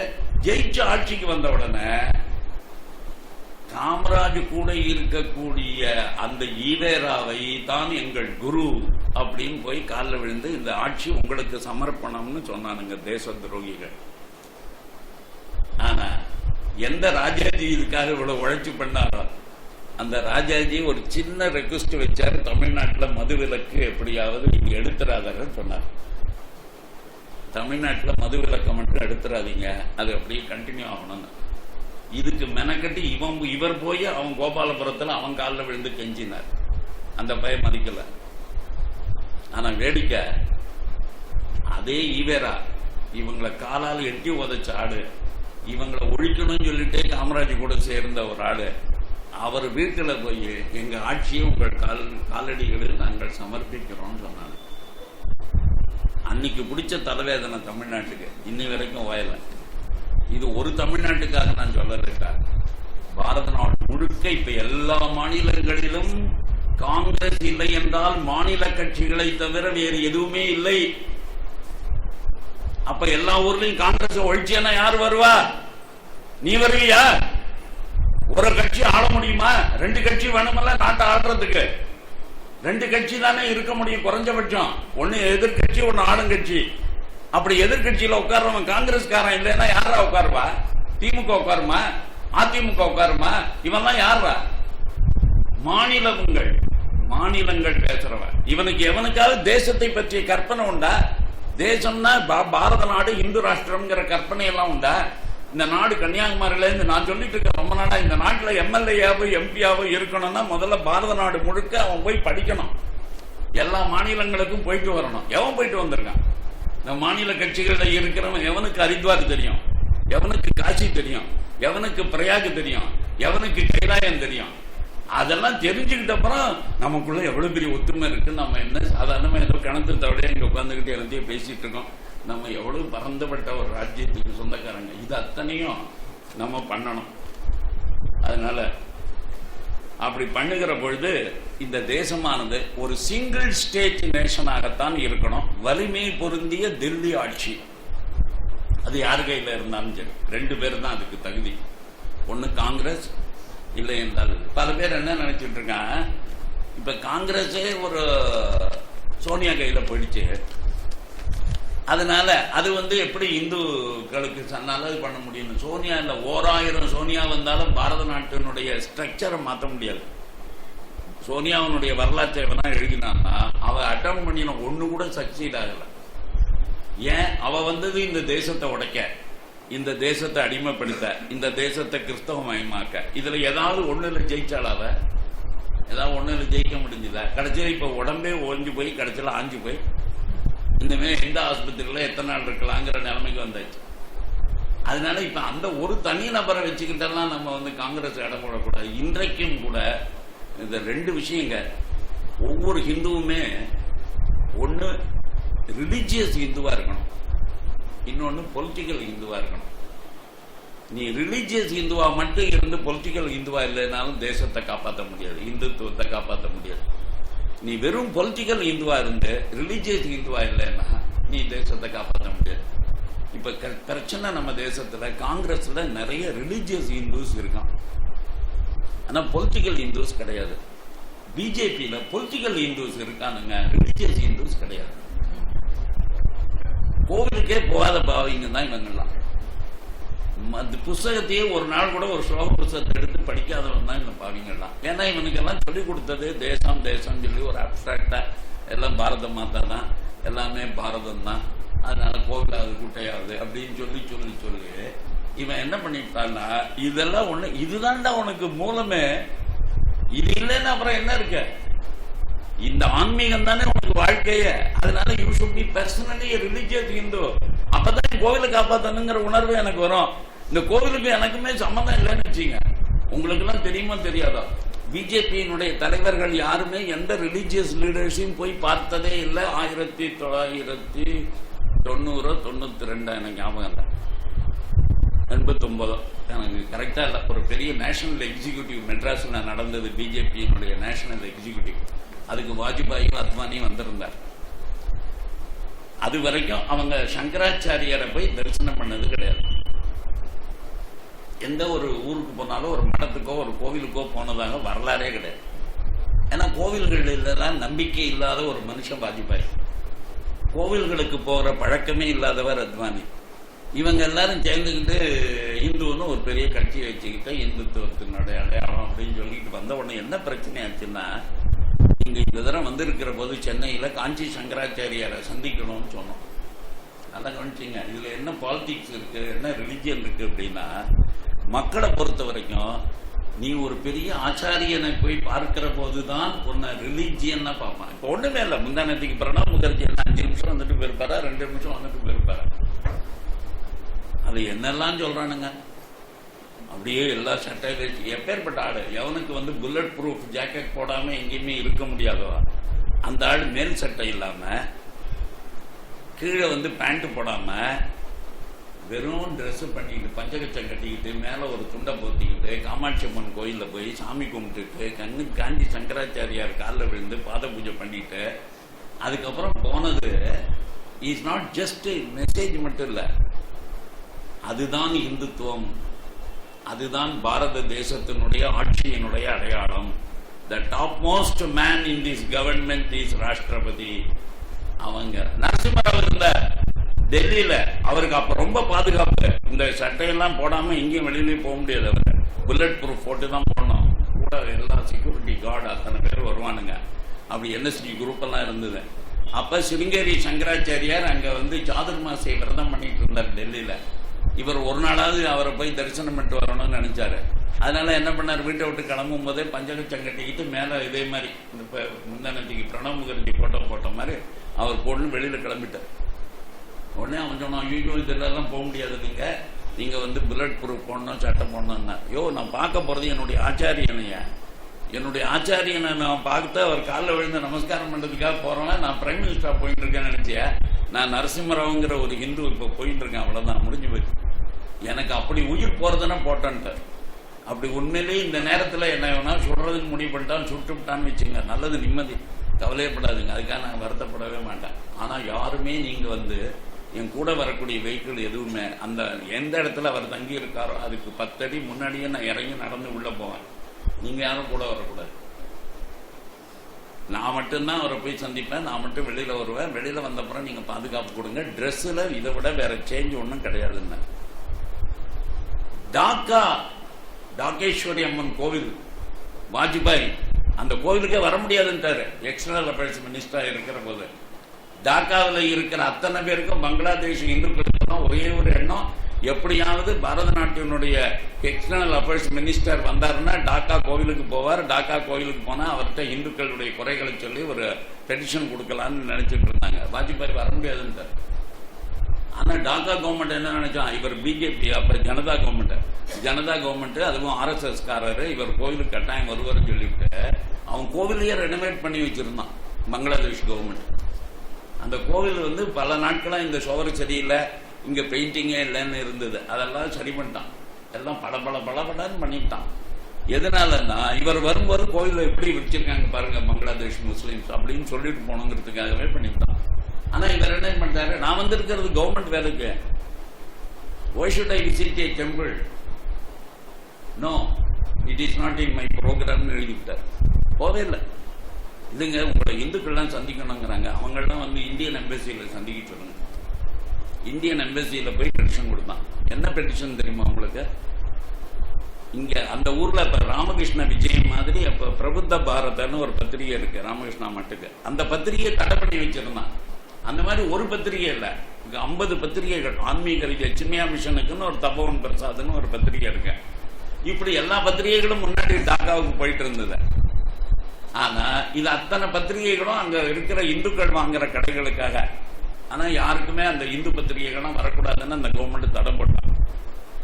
அதனால அவங்க எல்லாம் என்ன விரும்பினாங்க, எங்களுக்கு ஆன்மீக பத்திரிகைகள் இதெல்லாம் வந்தாங்கன்னா நீங்க தான் கவர்மெண்ட் சொல்லி பண்ணணும்னு சொல்லி பெட்டிஷன் கொடுக்கறதுக்காக அந்த பெட்டிஷனை வாங்கி வச்சுக்கிட்டார் வாஜ்பாய். ஒத்தங்கிட்டையும் ஒரு இன்ஸ்ட்ரக்ஷனும் கொடுக்கல, இந்த பிரச்சனை தீரல. 2 வருஷத்துல இவங்க ஆட்சிக்கு வந்துடுச்சு.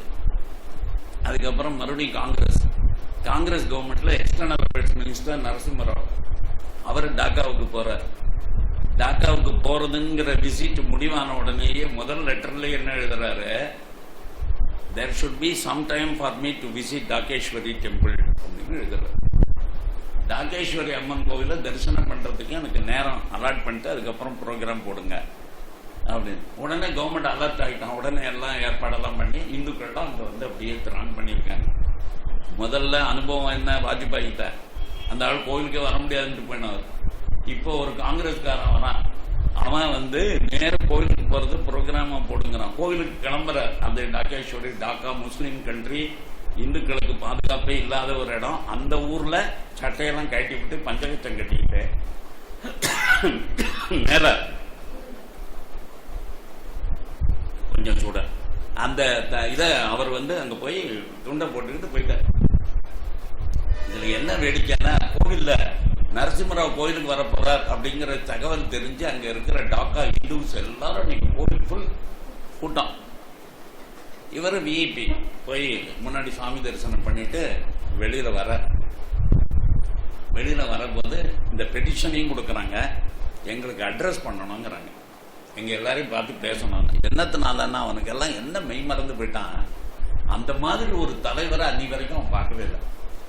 ஒரு இந்து தேசத்தினுடைய முக்கியமான எக்ஸ்டர்னல் அஃபேர்ஸ் மினிஸ்டர் பஞ்சகச்சம் கட்டிக்கிட்டு மேல ஒரு துண்டு பொத்திக்கிட்டு ஒரு கோவிலுக்கு ஒரு ரிலீஜியஸ் இந்துவா வருவார் அப்படிங்கிற கற்பனையே, அது வெளிநாட்டுல, அதுவும் முஸ்லீம் கண்ட்ரியில வருவார்னு அவங்க கற்பனையே பண்ண. இங்க வந்த உடனே பாரதம் ஒரு இந்து நாடுங்கிறது இது சொல்லாமலே சொன்னாரா இல்லையா? அவர் நான் எந்த தேசத்துக்கு எக்ஸ்டர்னல் அஃபேர்ஸ் மினிஸ்டரா இருந்தாலும் நான் ஒரு ஹிந்துடா அப்படிங்கறத சொன்னாரா இல்லையா?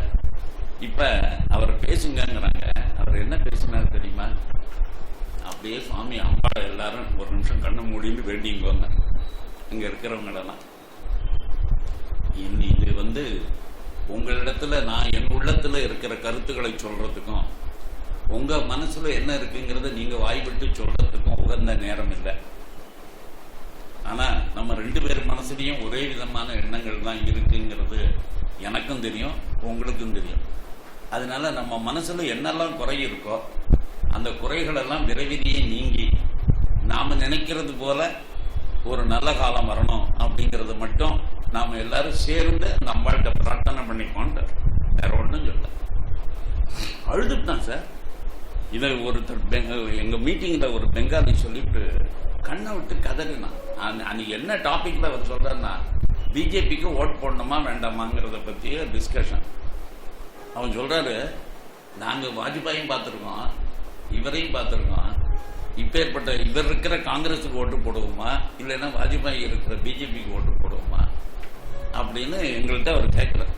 நீங்க சொல்றீங்களே ஓட்டுன்னு, அதை எதை வச்சுன்னு ஓட்டு கேட்கறீங்க? என்ன ஓட்டு கேட்கறதுக்கு என்ன உரிமை இருக்கு உங்களுக்கு அப்படின்னு சொல்லிட்டு இப்ப இந்த பெட்டிஷனை கொடுக்குறான். என்ன பெட்டிஷன் படிக்கிறார் அங்கே நரசிம்மராவ். இந்த மாதிரி எங்க மேகசின்ஸுக்கெல்லாம் தடை இருக்கு, இந்த மேகசின்ஸுக்கு இருக்கிற தடையை எடுத்துடணும் அப்படின்னு சொன்னேன். உடனே அந்த ஆளை கூப்பிட்டேன், அங்க இருக்கிற டாப் மோஸ்ட் ஆபீசர் எவனோ அவனை கூப்பிட்டேன். What is the problem in it? I am not able to understand why you have banned all these journals. They are all spiritual journals. These Hindus require it. Why your government should ban it? I want the ban should be removed before I leave Doctor. நான் இந்த ஊரை விட்டு பிளைட்ல ஏறதுக்கு முன்னாடி இந்த ஆர்டரை நீ போட்டு பத்திரிகை இங்க வந்து அதை பார்த்துட்டு தான் போவேன். உடனே ஆர்டர் வாஸ் பாஸ்டு. அடுத்த நாளைக்கு பத்திரிகை வந்து என்ன டாக்காவுக்கும் கல்கட்டாவுக்கும் எவ்வளவு தூரம், அடுத்த நாளைக்கு எல்லா ஜேர்னல்ஸும் வந்துருச்சு. அந்த ஒரு இந்தியன் எம்பசில இருந்து எல்லா ஷாப்ஸுக்கும் இந்துக்களுக்கு கிடைக்கக்கூடிய வந்துருச்சு. அதை பார்த்துட்டு தான் திரும்பினார். அதுக்கு பேர் தான் என்ன உங்களுக்கு குழப்பம் வரும். அதுக்காக சொன்னேன், ரிலீஜியஸ் இந்து பொலிட்டிக்கல் இந்துன்னா என்னங்கிறதுக்காக. வெறும் அரசியலுக்கு வரத்துக்காக ராம ஜென்மபூமி கோவில் கட்டுவேன்னு சொல்லிட்டு ப்ராமிஸ் பண்ணிட்டு ஒண்ணுமே செய்யாம இருக்கிறவனுக்கு பேரு ரிலீஜியஸ் இந்து. ஆனா நான் ஆட்சியில இருந்துகிட்டு நாங்க முஸ்லிம் மசூதியை இடிக்கவே விடமாட்டோம்னு சொல்லிட்டு அந்த பட்டப்பகல்ல தன்னுடைய ஆர்மியை வச்சு அந்த மசூதியை இடிச்சாரு நரசிம்மராவ். அவர் தான் ரிலீஜியஸ் பொலிட்டிக்கல் இந்து. இந்த உண்மை இப்ப இவ்வளவு கேள்வி கேட்கிறாங்களே, நான் ஒன்னும் சிந்திக்க தெரியலன்னு உங்கள்கிட்ட சொன்னேன். இந்துக்களுக்கு சிந்திக்கிற ஆற்றல் இல்லைன்னு இந்த பசங்க எல்லாரும் இப்ப சதி பண்ணினார்னு ஏதோ ஒரு 20 வருஷத்துக்கு முன்னாடி இருந்த கேஸ இப்ப தூசு தட்டி அந்த ஃபைலெல்லாம் எடுத்து சிபிஐ வழக்கு போட்டிருக்கான் பாருங்க. இவர் ஃப்ரேம் சார்ஜஸ் ஆர் ஃப்ரேம்டுங்கிறான். முதல் சார்ஜ் ஃப்ரேம் பண்ண வேண்டியதே நரசிம்மராவ் மேல. ஏன்னா இவன் என்ன ஒரு வேடிக்கைன்னா, இந்த கட்டடம் இடிச்ச போது இவங்க எல்லாரும் 1 கிலோமீட்டருக்கு அந்தாண்ட இருக்கானுங்க. நான் சொல்றேன், இவங்க எங்க இருந்தார்? அத்வானி வேரிவாசி, அசோக் சிங்கல் வேரிவாசி, எந்த இடத்துல நின்று இவங்க மீட்டிங் பேசிட்டு இருக்காங்க? அந்த கட்டடம் இடிப்பட்ட கட்டடத்துல இருந்து 1 கிலோமீட்டர் தள்ளி இந்த இடத்துல இருந்து 1 இன்ச்சு அந்த கட்டடத்தை நோக்கி முன்னேறி நடந்தார்களா இவர்கள்? அங்க என்ன பண்ணிட்டு இருந்தானுங்க? சும்மா ஒரு கல்லை வச்சு பூஜை பண்ணிட்டு இருந்தாங்க, மீட்டிங் போட்டு பேசிட்டு இருந்தாங்க. இடிச்சது யாரு? நம்முடைய நாட்டினுடைய military engineering service army personal. மறந்துடாதீங்க. இப்ப யோசிச்சு பாருங்க, முந்தானத்துக்கு சென்னை சில்க் கட்டடம் இடிஞ்சு போச்சு. அதாவது தீப்பிடிச்சது. தீப்பிடிச்ச உடனே அதை இடிக்கிறதுன்னு முடிவு பண்ணாங்க. இடிக்கிறதுனா கான்ட்ராக்ட் விடணும், கான்ட்ராக்ட் விட்டு அந்த கட்டடத்தை இடிக்கணும். இடிக்கிறதுனா 1 வாரம் ஆகும் ஒரு சில கட்டடங்களுக்கு, 4 நாள் ஆகும் ஒரு சில கட்டடங்களுக்கு. அந்த மாதிரி கட்டடத்தினுடைய ஏரியா. இந்த அயோத்தியில இருந்தது ஒரு கட்டடம். அந்த கட்டடத்தை சட்டப்படி ஒரு பெரிய கான்ட்ராக்டர்கிட்ட கொடுத்து இடிக்கணும்னு சொல்லி இருந்தா குறைஞ்சது எனக்கு 1 வீக் டைம் கேட்டிருப்பான். அந்த கட்டடத்தை தகர்த்து கீழே கொண்டு வருவதற்கு 1 வீக் டைம் வாங்கியிருப்பான், எவ்வளவு பெரிய கான்ட்ராக்டரா இருந்தாலும். ஆனா இவன் 5 மணி நேரத்துல இடிஞ்சதுங்க. உண்மையிலே இடிஞ்சது. 5 மணி நேரத்தில் யாரால் இடிக்க முடியும்? வெளி கான்ட்ராக்டர் இல்லை, மிலிட்ரி இன்ஜினியரிங் மட்டும்தான் முடியும். அது என்ன ஸ்பெஷாலிட்டின்னா, இப்ப நீங்க பாலம் கட்டுறதுக்கு 10 நாள் ஆகும்னா அவன் 10 மணி நேரத்துல அந்த பாலத்தை கட்டுவான். ஏன்னா அவன் அவனுக்கு ஆர்மிக்கு லீட் பண்ணிட்டு இருக்கான். அந்த ஆர்மி போற பாதையில ஒரு பாலத்தை கட்டணும்னாலும், ஒரு பாலத்தை இடிக்கணும்னாலும், ஒரு ரோடை உருவாக்கணும்னாலும், ஒரு ரோடு இல்லாம பண்ணணும்னாலும் அந்த வேலையெல்லாம் செய்யறவனுக்கு பேர் தான் மிலிட்ரி இன்ஜினியரிங்னு பேரு. இவன் அங்கெல்லாம் அந்த எக்ஸ்பர்டைஸ் இருந்தா தான் ஒருத்தனால அதை பண்ண முடியும். இப்ப இந்த இடத்துல முந்தானத்துக்கு இந்த கட்டடம் இடியும் போதே அந்த கட்டடத்தை இடிக்கிற பணியில் ஈடுபட்டு இருந்த ஒரு ஆள் கீழே செத்து போட்டாங்கிறான். எங்க சென்னை சில்க்ஸ் தாமாத்தூண்டு கட்டடம், இந்த கட்டடத்துல கீழே ஒருத்தன் விழுந்து செத்து போட்டாங்கிறான். இப்ப எவனுமே கேட்காத ஒரு கேள்வி என்னன்னா, ஊர்ல இருக்கிறவன்லாம் ஒன்னா கூடி அது மேல ஏறி இடிச்சானுங்களாம். யாரு இடிச்சா? ஒரு கான்ட்ராக்டர் இல்ல, ஒரு கவர்மெண்ட் இல்ல, ஒரு ஆர்மி இல்ல, ஒண்ணுமே இல்லை. ஜனங்கள், நான் மெட்ராஸ்ல இருந்து போறேன், ஒருத்தன் பெங்கால்ல இருந்து வரான், ஒருத்தன் வாரங்கள்ல இருந்து வரான், எல்லாருமே சேர்ந்து இடிச்சோமா. எங்களுக்குள்ள என்னடா ஒத்துமை அப்படி ஒரு இடிக்கிறதுக்கு? அப்படி நான் இடிச்சேன்னா இவன் தலையில கல் விடக்கூடாதுன்னு இடிப்பேன். நான் இடிக்கிறதுல வெறியா இருப்பேனே தவிர இன்னொருத்தன் தலையில அந்த கல் விழுதா விழுதான்னு நான் பார்ப்பேன் மாட்டேன். அப்ப அவன் தலையில கல் விழுமா விழுதா? அப்போ ஒரு 10 பேராவது காயப்பட்டிருக்கணுமா வேண்டாமா? அவ்வளவு பெரிய கட்டணம் இடிஞ்சதுல 10 பேருக்காவது காயம் வந்திருக்கு. ஒரு பேருக்கு காயம் வரலையேங்க. நல்லா கவனிச்சுங்க. கரசேவையில் ஈடுபட்டதாக சொல்லப்படக்கூடிய பஜ்ரங்கதல்காரன் ஒருத்தனுக்கும் ஒரு காயமும் வரல. சிராய்ப்பே இல்லடா, சிராய்ப்பே இல்லை. மேலேருந்து கீழே விழுந்து ஏதாவது கை கால் முறிஞ்சிருக்க வேண்டாமா? ஒரு பேருக்கு ஒண்ணுமே ஆகல. ஆனா கட்டடம் இடிஞ்சிருச்சு. கட்டடம் இடிஞ்சு சரி, கட்டடத்தையே இடிக்கிறதுன்னு வச்சுப்போம். ஒரு வெறி கும்பல் இடிக்கிறதுன்னே வச்சுப்போம். உன் பாயிண்ட்டுக்கே நான் வரேன். அப்படி ஒரு வெறி வந்தா இடிப்பானுங்க சார். இடிச்சு விட்டானுங்க வச்சுக்கிட்டா, அது நீ காயம் இல்லாமலே இடிச்சு விட்டானுங்கன்னு வச்சுப்பான். இடிச்சதெல்லாம் தூக்கி கொண்டு போய் இன்னொரு இடத்துல போட்டோம்னு அவனுக்காவது புத்தி வருவான். நான் ஆத்திரத்துல எங்கேயோ ஒன்ன போய் இடிச்சேன்னு வச்சுங்க, எனக்கு அவன் மேல இருக்கிற ஆத்திரத்துல அதை இடிக்கிறேன். அதுக்கப்புறம் அதெல்லாம் அப்படியே குப்பையெல்லாம் கொண்டு போய் அந்த இடத்துல கொட்டணும்னு யோசிப்பேன். அந்த ஆத்திரம் தீர்ந்தவொடனே ஓன கத்தின்னு வந்துருவாங்க வெளியில. இங்க எவனுமே வரலையே. அப்படி என்ன பண்ணிருக்கானுங்க? அத்தனை குப்பையும் கொண்டு போய் ஒரே இடத்துல போட்டிருக்கானுங்க.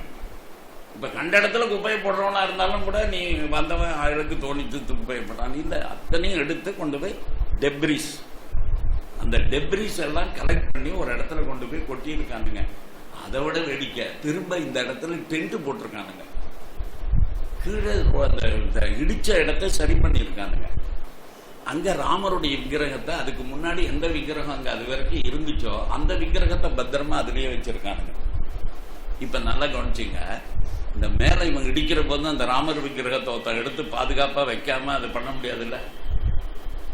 எப்படியும் விஸ்வ இந்து பரிஷத்துக்காரன் உள்ள போய் அதை எடுத்து இருக்க முடியாது. ஏன்னா அது விஸ்வ இந்து பரிஷத்துக்கு பார்டு ஏரியா. அந்த இடம் ஃபுல்லா மிலிட்ரி நிக்குது, அந்த இடம் முழுக்க போலீஸ் நிக்குது. அந்த இடத்துல இருந்து முள்ளுவேலி போட்டிருக்கான் எல்லாம் சுத்தி வர. எவனுமே அங்க கிட்ட போக முடியாது. அப்படிப்பட்ட இடத்துல எவனோ எங்கேயோ சதி பண்ணினா அவன் இடிச்சு விட்டான்னு இத்தனை வருஷம் கழிச்சு சொல்றானுங்க. அதை நம்பி ஒரு ஊர்ல கேஸ் நடக்குது, இவர்கள் தான் சதி செய்தார்கள்னு. ஜென்மத்திலையும் இந்த மாதிரி ஒரு கட்டடம் இடிச்சதுக்கு ஒரு அழகான புன்னகை, சிரிப்பு, நீங்க எல்லாரும் சந்தோஷப்படுறீங்க, அதனால பார்க்க முடியுது. ஆனா சந்தோஷமே இல்லாம ஒரு மனுஷன் இருந்தாருன்னா அது அத்வானி தான். வருத்தப்பட்டு கண்ணீர் விடுறாரு சார். ஐயோ இந்த கட்டடத்தை இடிச்சிட்டீங்களே, இந்த கட்டடத்தை இடிச்சிட்டீங்க. அப்ப எங்க அசோக் சிங்கல் அவர் கூட இருக்கார். 2 பேரையும் ஒன்னா கொண்டு போய் நரசிம்மராவ் எங்க வச்சார். நரசிம்மராவுக்கு எதுக்கு இவ்வளவு கிரெடிட் கொடுக்குறேன்னா, இவ்வளவு பெரிய சதி பண்ணி இடிச்சார்ல ஒரு ஆர்டர். இவங்களெல்லாம் பேருக்கு அரெஸ்ட் பண்ணி ஆகணும். சங்கெல்லாம் அரெஸ்ட் பண்றாரு. அரெஸ்ட் பண்ணி எங்க கொண்டு வச்சாரு தெரியுமா? Best guest house, 5 star guest ஹவுஸ்ல கொண்டு வச்சுக்கிட்டாங்க. ஜெயிலுங்கிறார். அதை நாங்கள்லாம் அரெஸ்ட் பண்ணி அவங்கள ஜெயில வச்சாச்சுங்கிறார். என்னடா ஜெயில்னு நானும் பார்த்தா அது ஒரு 5 ஸ்டார் கெஸ்ட் ஹவுஸ். ஒவ்வொருத்தருக்கும் ஏசி ரூமு, ஒரு ரூமுக்கு 2 பேர் தான் தங்கலாம். அந்த மாதிரி பெரிய ஸ்பேஷியஸ் பில்டிங்கு. அதுல அசோக் சிங்கலும் விஷ்ணுகரி டால்மியா ஒரு ரூமு, இவர் அவர் கிரிராஜ் கிஷோர் ஒரு ரூமு, அத்வானி ஒரு ரூமு, இந்த மாதிரி எல்லாருக்கும் ரூம் போட்டு கொடுத்துருக்காங்க. சாப்பாடு கவர்மெண்ட் செலவில். இதுல வேடிக்கை என்னன்னா, இவங்க இடிச்சு விட்டாங்கன்னு சொல்லிட்டு உலகமே அவங்களுக்கு பாராட்டுறதுக்காக டெய்லி பஸ்ல வேற வரானுங்க. அங்கேருந்து பல ஊர்ல இருந்து பஸ் வச்சுக்கிட்டு வாழ்க அத்வானி வாழ்க அசோக் சிங்கனும் கத்தின்னு அவன் இவருக்கு மாலை போடுறதுக்கு வரானுங்க. இப்ப இந்த கெஸ்ட் ஹவுஸ் இருந்த இடத்துக்கு பக்கத்துல டீ ஸ்டாலே கிடையாது. இப்போ வரவன் வந்து காலம்பரை வந்துட்டு அவன் திரும்பி போனான்னா 3 மணி நேரம் ஆகுது.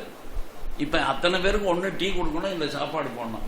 இது யார் பண்ணா தெரியுமா உங்களுக்கு? நரசிம்மராவ் கவர்மெண்ட் பண்ணிட்டு. இந்த கெஸ்ட் ஹவுஸ் எக்ஸ்பெண்டிச்சர்ல கவர்மெண்ட் எக்ஸ்பெண்டிச்சர்ல வந்தவனுக்கெல்லாம் சோறு போட்டு அனுப்பிச்சிருக்கானுங்க. ஏன் இவன் எங்க காசு வாங்கி என்னத்தை சாப்பிடுறது? அங்க ஹோட்டல்ல இருந்தானே சாப்பிடுறதுக்கு. அத்தனை பேருக்கு டீ டைம்ல வந்தவனுக்கு டீ ஹெல்ப் டிஃபன். இப்ப ஒரு நாளைக்கு 3 நாளுக்கு அரெஸ்ட் ஆகி அத்வானி பேசவே இல்லை. 3வது நாளைக்கு அசோக் சிங்கரால் தாங்க முடியல. இவ்வளவு வருஷம் நம்ம 2 பேரும் ஒன்னா ஒர்க் பண்ணிட்டு இருக்கோம், ஒரே இதுல இருக்கோம். ஒரு ஆள் மூஞ்சி கொடுத்து பேசலைன்னா எப்படி இருக்கும்? அதனால இவராகவே ஆரம்பிச்சிருக்காரு. we have achieved something big அப்படின்னு சொல்லியிருக்காரு. நம்ம எப்படியோ ஒரு பெரிய சாதனை பண்ணிட்டோம் அப்படின்னு சொல்லி அசோக் சிங்கர் சொல்லியிருக்காரு. அதுக்கு அவர் சொல்றாரு, no you have taken my organisation 50 years back. என்னுடைய பிஜேபி கட்சியை 50 வருஷத்துக்கு முன்னாடி கொண்டு போயிட்டார். நான் இன்னும் 50 வருஷம் கஷ்டப்பட்டாதான் இந்த கட்சியை வளர்க்க முடியும் அப்படின்னு இவர் சொல்ற. நான் வந்து செஞ்சிருக்கிற இந்த செயலால உங்களுடைய கட்சியை 100 வருஷம் முன்னாடி கொண்டு போயிட்டேங்கிற. இதுதான் உண்மை. உங்க கட்சி 100 வருஷம் பாடுபட்டாலும் எந்த சீட்டை அடைய முடியாத அந்த சீட்டை நான் செஞ்சிருக்கிற இந்த ஒரு காரியம் உங்களை கொண்டு போய் அந்த இடத்துல வச்சிருவோன்னு. உண்மையிலேயே அந்த வருஷம் இடிச்ச வருஷத்துக்கு அப்புறமா பாத்தீங்கன்னா இவங்களுடைய பார்லிமெண்ட் மெம்பர்ஸினுடைய எண்ணிக்கை கூடிக்கிட்டே போச்சே தவிர குறையவே இல்லை. இது எதுக்காக சொல்றேன்? அந்த இடத்தை இன்னி வரைக்கும் மெயின்டைன் பண்ணிட்டு இருக்கிறது சென்ட்ரல் கவர்மெண்ட். கோவில்ல யாரா பூஜை பண்றா? பூஜாரிக்கு யாரா சேலரி கொடுக்குறா? இவன் எவனாவது ஒரு பார்லிமெண்ட் நானும் கேட்பான்னு பார்க்கறேன், ஒரு பேர் கேட்கவே மாட்டேங்கிறான். என்ன நிச்சயோ கேட்கறாங்க. அத்வானி அரெஸ்ட் பண்ணலையான்னு கேட்கறானுங்க. அத்வானி மேல சார்ஜ் வந்துருச்சுங்கிறான். உமா பாரதி பாவம் எல்லாம் கழுடுகள். இவங்கெல்லாம் போக வேண்டிய காலத்துக்கு வந்தாச்சு. 2 பேர் போயிட்டாங்க, கிரண் கிஷோர் அசோக் சிங்கலாம். அவங்க பேர்ல எல்லாம் கேஸ் இருக்கு, அவங்க எல்லாம் போயிட்டாங்க, ஒன்னும் செய்ய முடியல. இப்படி இன்னும் 10 வருஷம் இழுத்ததுன்னா இவங்களும் போடுவாங்க.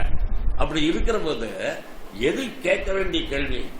ஏன் அங்க ஒரு சாமி கோயில் ஒண்ணு வச்சிருக்கீங்க, அங்க நிறைய போலீஸ்காரங்களெல்லாம் நிறுத்திருக்கீங்களே, இந்த போலீஸ்காரங்களுக்கு சம்பளம் யாரு கொடுக்குறா? எதுக்கு அனாவசியமா 25 வருஷமா அவன் ஏன் அங்க நின்றுட்டு இருக்கான்? அவனுக்கு என்ன அப்படி பாதுகாக்கிறதுக்கு அங்க என்ன இருக்கு? உள்ளுக்குள்ள ஒரு ராமர் தானே இருக்காரு. நீ பேசாம அதை கொண்டு போய் அவங்ககிட்டயே கொடுத்துட்டு நீ மட்டும் இடத்த காலி பண்ண வேண்டியதானே?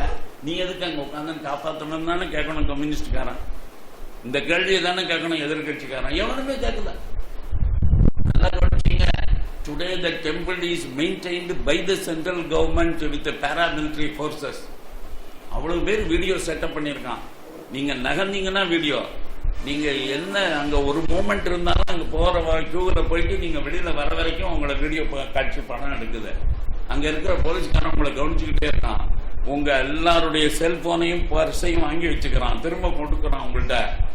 இவ்வளவு பண்றான். பூஜாரி ஒருத்தன் உள்ள பூஜை பண்ணிட்டு இருக்கான். அந்த பூஜாரிக்கு சம்பளம் கொடுத்துட்டு இருக்கானுங்க. உண்டியல்ல பணம் வந்துட்டு இருக்கு. உண்டியலுக்கு பணம் போடக்கூடாதுன்னு எழுதியிருக்கான். எல்லாரும் தூக்கி போடலாம்.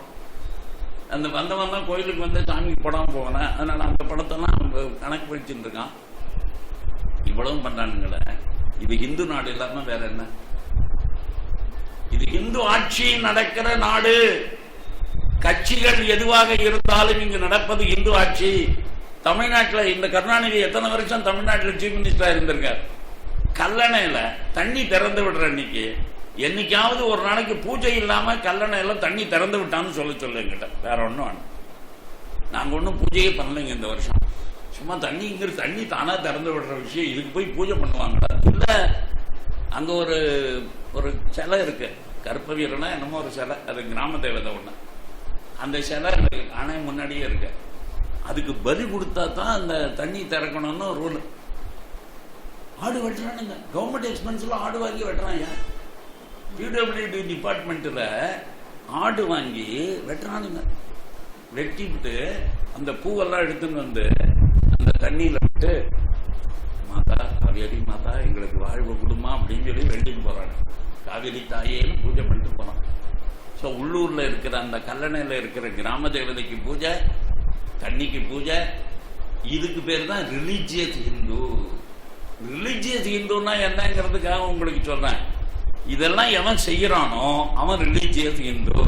இது இல்லாம இந்த நாட்டுல ஒரு அணை திறப்பானா, ஒரு கட்டடம் கட்டுவானா? கணபதி பூஜை இல்லாம செக்ரட்டரியேட் கட்டடத்துல ஒரு பக்கத்தை இன்னைக்கு செப்பன் இடுறாங்க சார். இன்னைக்கு நார்த் பிளாக் இங்கே பிரைம் மினிஸ்டர் இருக்கிற சவுத் பிளாக்கு ரிப்பேர்லாம் நடக்குது. கம்ப்ளீட்டாக ரிப்பேர் பண்ணி கொஞ்சம் ரெனோவேட் பண்ணிடுவான். ரெனோவேட் பண்ணினோடனே நம்ம தொடங்கணுங்கன்னு கிளம்புற எல்லாரும் கூப்பிட்டு ஒரு கணபதி பூஜை பண்ணிடலாங்கன்னு தான் சொல்லுவான். அவன் அதுக்காக அல்லாவை கும்பிடுவோன்னு சொல்லுவானா? சார் நம்ம எல்லாரும் சேர்ந்து கொஞ்சம் நேரம் அல்லாவை பாடுவோம் அப்படின்னு சொல்ல மாட்டாங்க. எந்த வேணா இருந்தாலும் அதானே செய்வானுங்க. மதனானுங்க கல்லணையில இன்ஜினியர் முஸ்லீமா இருந்தாலும் இந்த ஃபங்க்ஷன்ல கலந்துட்டாகணும். இன்னைக்கும் கல்லணையில அந்த சீஃப் இன்ஜினியர் அந்த இடத்துல இருக்கிற superintending engineer maybe Muslim, but he has to participate.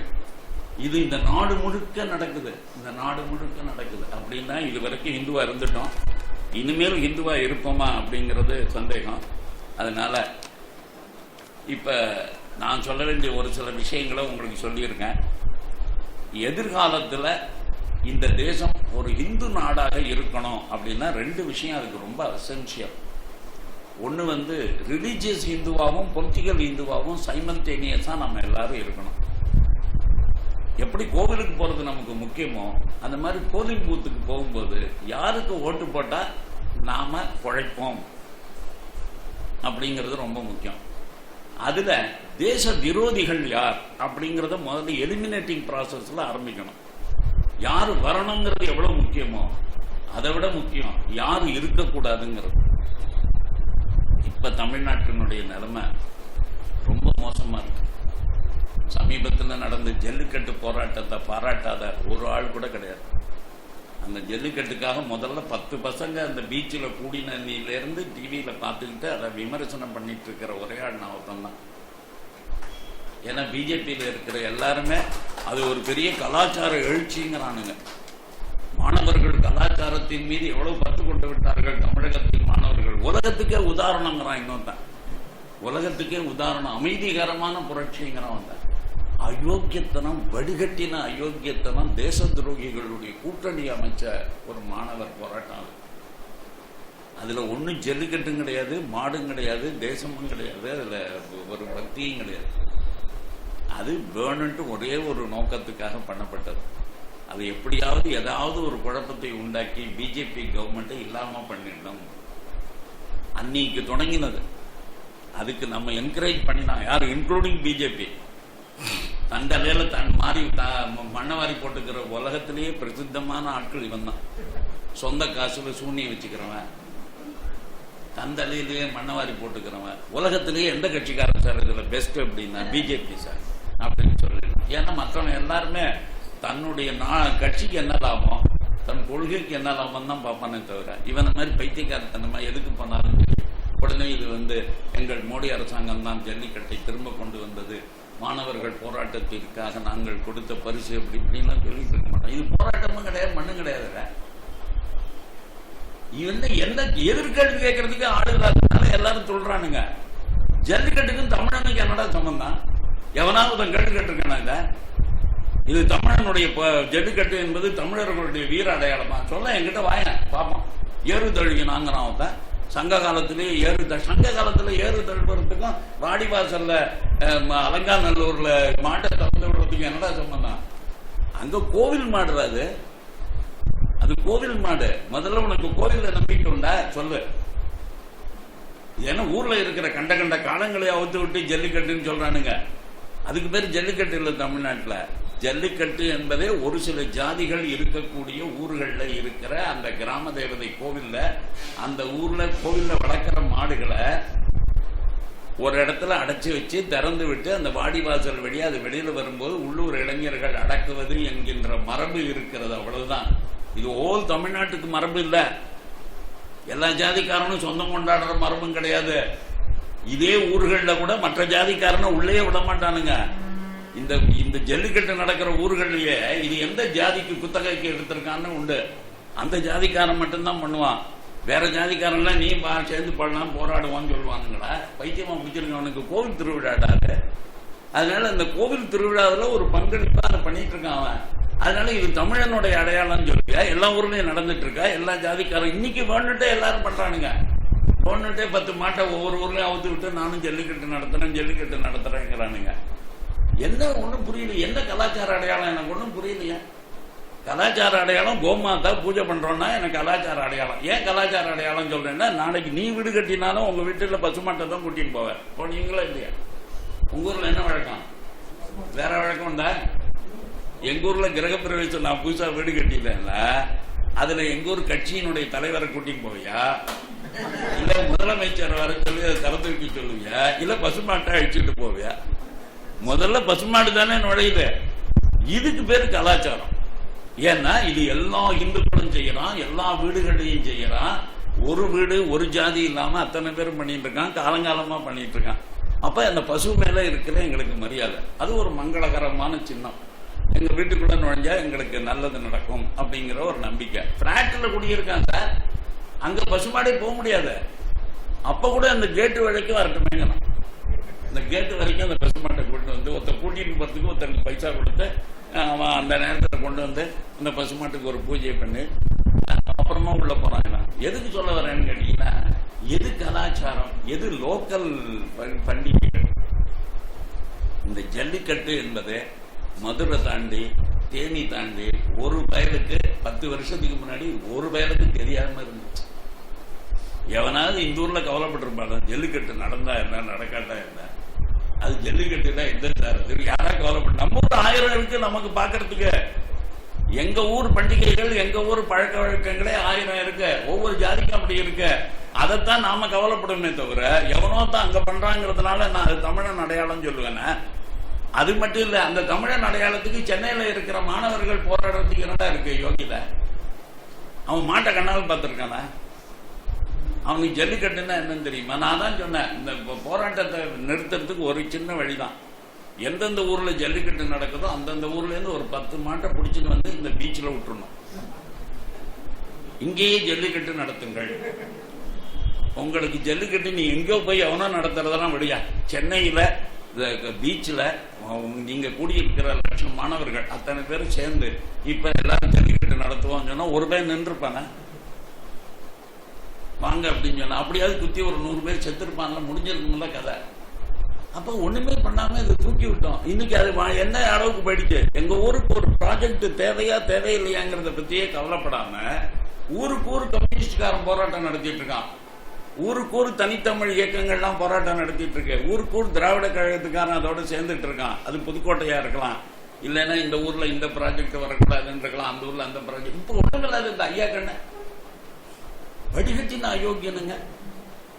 உலகறிஞ்ச அயோக்கியல்ல ஒரு ஆள் எவனா உண்டுன்னா ஐயா கண்ணு ஒரு ஆள் தான்.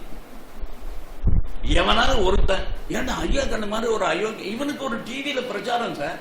டிவியில தினசரி தினத்தந்தியிலையும் இந்த புதிய தலைமுறை தினத்தையும் மூடினா தான் நாட்டுக்கு நன்மை நான் நினைக்கிறேன். தமிழ்நாடு எப்படா உருப்படும்னா, இந்த புதிய தலைமுறையும் தினத்தந்தி டிவியும் மூடிட்டாங்க, சேனலை மூடிட்டாங்கன்னா அப்புறம் தமிழ்நாடு நிம்மதியா இருக்கும். இவனுக்கு தேசத்தை பத்தி ஏதாவது ஒரு இஷ்யூ எடுத்துக்கிட்டு பேசியிருக்கானா பாருங்க. இது ஓபிஎஸ்ஆ ஜிபிஎஸ்ஆ? நேற்றுக்கு அதுவும் ஒரு பெரிய முக்கியமான தமிழகத்தினுடைய எதிர்காலத்தையே நிர்ணயிக்கிற ஒரு டாபிக்ல இவர் மக்கள் மன்றம் நடத்துறாரு. வடிகட்டின அயோக்கியனுங்க.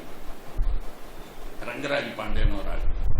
சொந்த விளம்பரத்தை தவிர ஒரு புத்தியே கட்டாத பையன், புத்தியே இல்லாத பையன்லாம் ஒரு ஆள். என்னைக்காவது யோசிச்சு செஞ்சிருக்கானா? ரஜினிகாந்த் தமிழகத்துக்கு அரசியலுக்கு வருவது நல்லதா கெடுதலா? மக்கள் மன்றம் அது பேசுறவங்கள ஒருத்தன் அர்ஜுன் சம்பத். வெக்கமா இல்ல? எவன் எதுல போய் பேசுறதுன்னு ஒரு விவஸ்தையே கிடையாது. எவனாவது சான்ஸ் கிடைச்சு நம்ம மூஞ்சி முகத்தை காட்டுறதுக்கு எங்கேயோ சான்ஸ் கிடைச்சிருக்குன்னா உடனே நீ முகத்தை காட்டிட்டு அந்த இடத்துல என்ன ஒரு வேடிக்கை பாருங்க. இன்னைக்கே நாளைக்கு எனக்கு ஒரு மக்கள் மன்றம்னு ஒன்று போட்டு தொலைச்சிருக்காங்க. அது என்னைக்கு ஒளிபரப்புன்னு எனக்கு தெரியாது. இன்னைக்கு வந்து நாளைக்கு இருக்கும்னு நினைக்கிறேன். அதுல யாரெல்லாம் பேசுறான்னு பாத்தீங்கன்னா, ஊர்ல எவன்லாம் காலியா இருக்கானோ அவன்ல எவனாவது நம்ம கூப்பிட்டுருவோம். உங்களுக்கு சார் நீங்க இல்லை முடியாது, அப்ப நீங்க வாங்க அப்படி எவனோத்தன. அதுல அர்ஜுன் சம்பந்தம் மாட்டிட்டாங்களுக்கு இல்ல இந்த பயலுக்கு நம்மளே முகத்தை காட்டுறதுக்கு ஒரு வாய்ப்பாச்சுன்னு சொல்லி அதை முடிவு பண்ணிட்டானே தெரியல. அதனால இவன் போய் ரஜினிகாந்த் அரசியலுக்கு வந்தா உனக்கு என்ன, வராட்டா உனக்கு என்ன? இது தமிழ்நாட்டினுடைய தலைவிதி எந்த விதத்துல மாற்றி அமைக்க போகிறது? காஷ்மீர் என்ன நிலைமை? காஷ்மீர்ல உள்ள நல்லா நடந்துங்க. காஷ்மீருக்குள் கல்லறிகிற போராட்டம் நடந்து கொண்டு இருக்கிறது. அந்த கல்லறிகிற போராட்டத்திற்கு சரியான மரண அடியை ஒரு ஆர்மி ராணுவ படை வீரர் செய்தார். அவரை பாராட்டினார் ராணுவ தலைவர். அதை விமர்சிச்சுட்டு இருக்கானுங்க இங்க இருக்கிறவன் தான். மறந்துடாதீங்க, இந்த கல்லெறிகிற போராட்டம் காஷ்மீரோடு நின்றுவிட போவதில்லை. நாளைய தினம் தமிழகத்தில் இது நடக்கும். ஜல்லிக்கட்டு பேரில் யாரெல்லாம் பீச்சில் கூடினார்களோ அவர்கள் கல்லெறிகிற போராட்டத்திலும் கலந்து கொள்வார்கள். அவர்களுக்காக நீங்க வக்காலத்து வாங்குவீங்களா? இது பெரிய சுதந்திர போராட்டம் சொல்லுவியா? இது பெரிய தன்மான போராட்டம் இல்லையா? இனமான எழுச்சி இல்லையா? என்னடா சொல்ற? எனக்கு ஒன்றும் புரியலையே. என்ன சொல்லி அதை பாராட்டி அவனை இது பண்ணுவாங்க. ஒரு இடத்துல கல்லெறிகிறத நியாயப்படுத்திட்டேன்னா எல்லா இடத்துலயும் கல்லெறிவானா இல்லையா? காஷ்மீரில் இன்னைக்கு கல்ல எறிஞ்சிட்டு இருக்கான், அதை எல்லாரும் நியாயப்படுத்திட்டு இருக்காங்க. அதை கண்டிக்கிறதுக்கு ஒரு பய தேசத்துல இல்லை. அதை கண்டிக்கிறதுக்கு ஜனநாயகத்துக்கு விரோதம் நினைக்கிறான். அதே நிலைமை நாளைக்கு தமிழ்நாட்டுக்கு வரப்போ தமிழ்நாடு அனதர் காஷ்மீரமாக மாறிக்கொண்டு இருக்கிறது.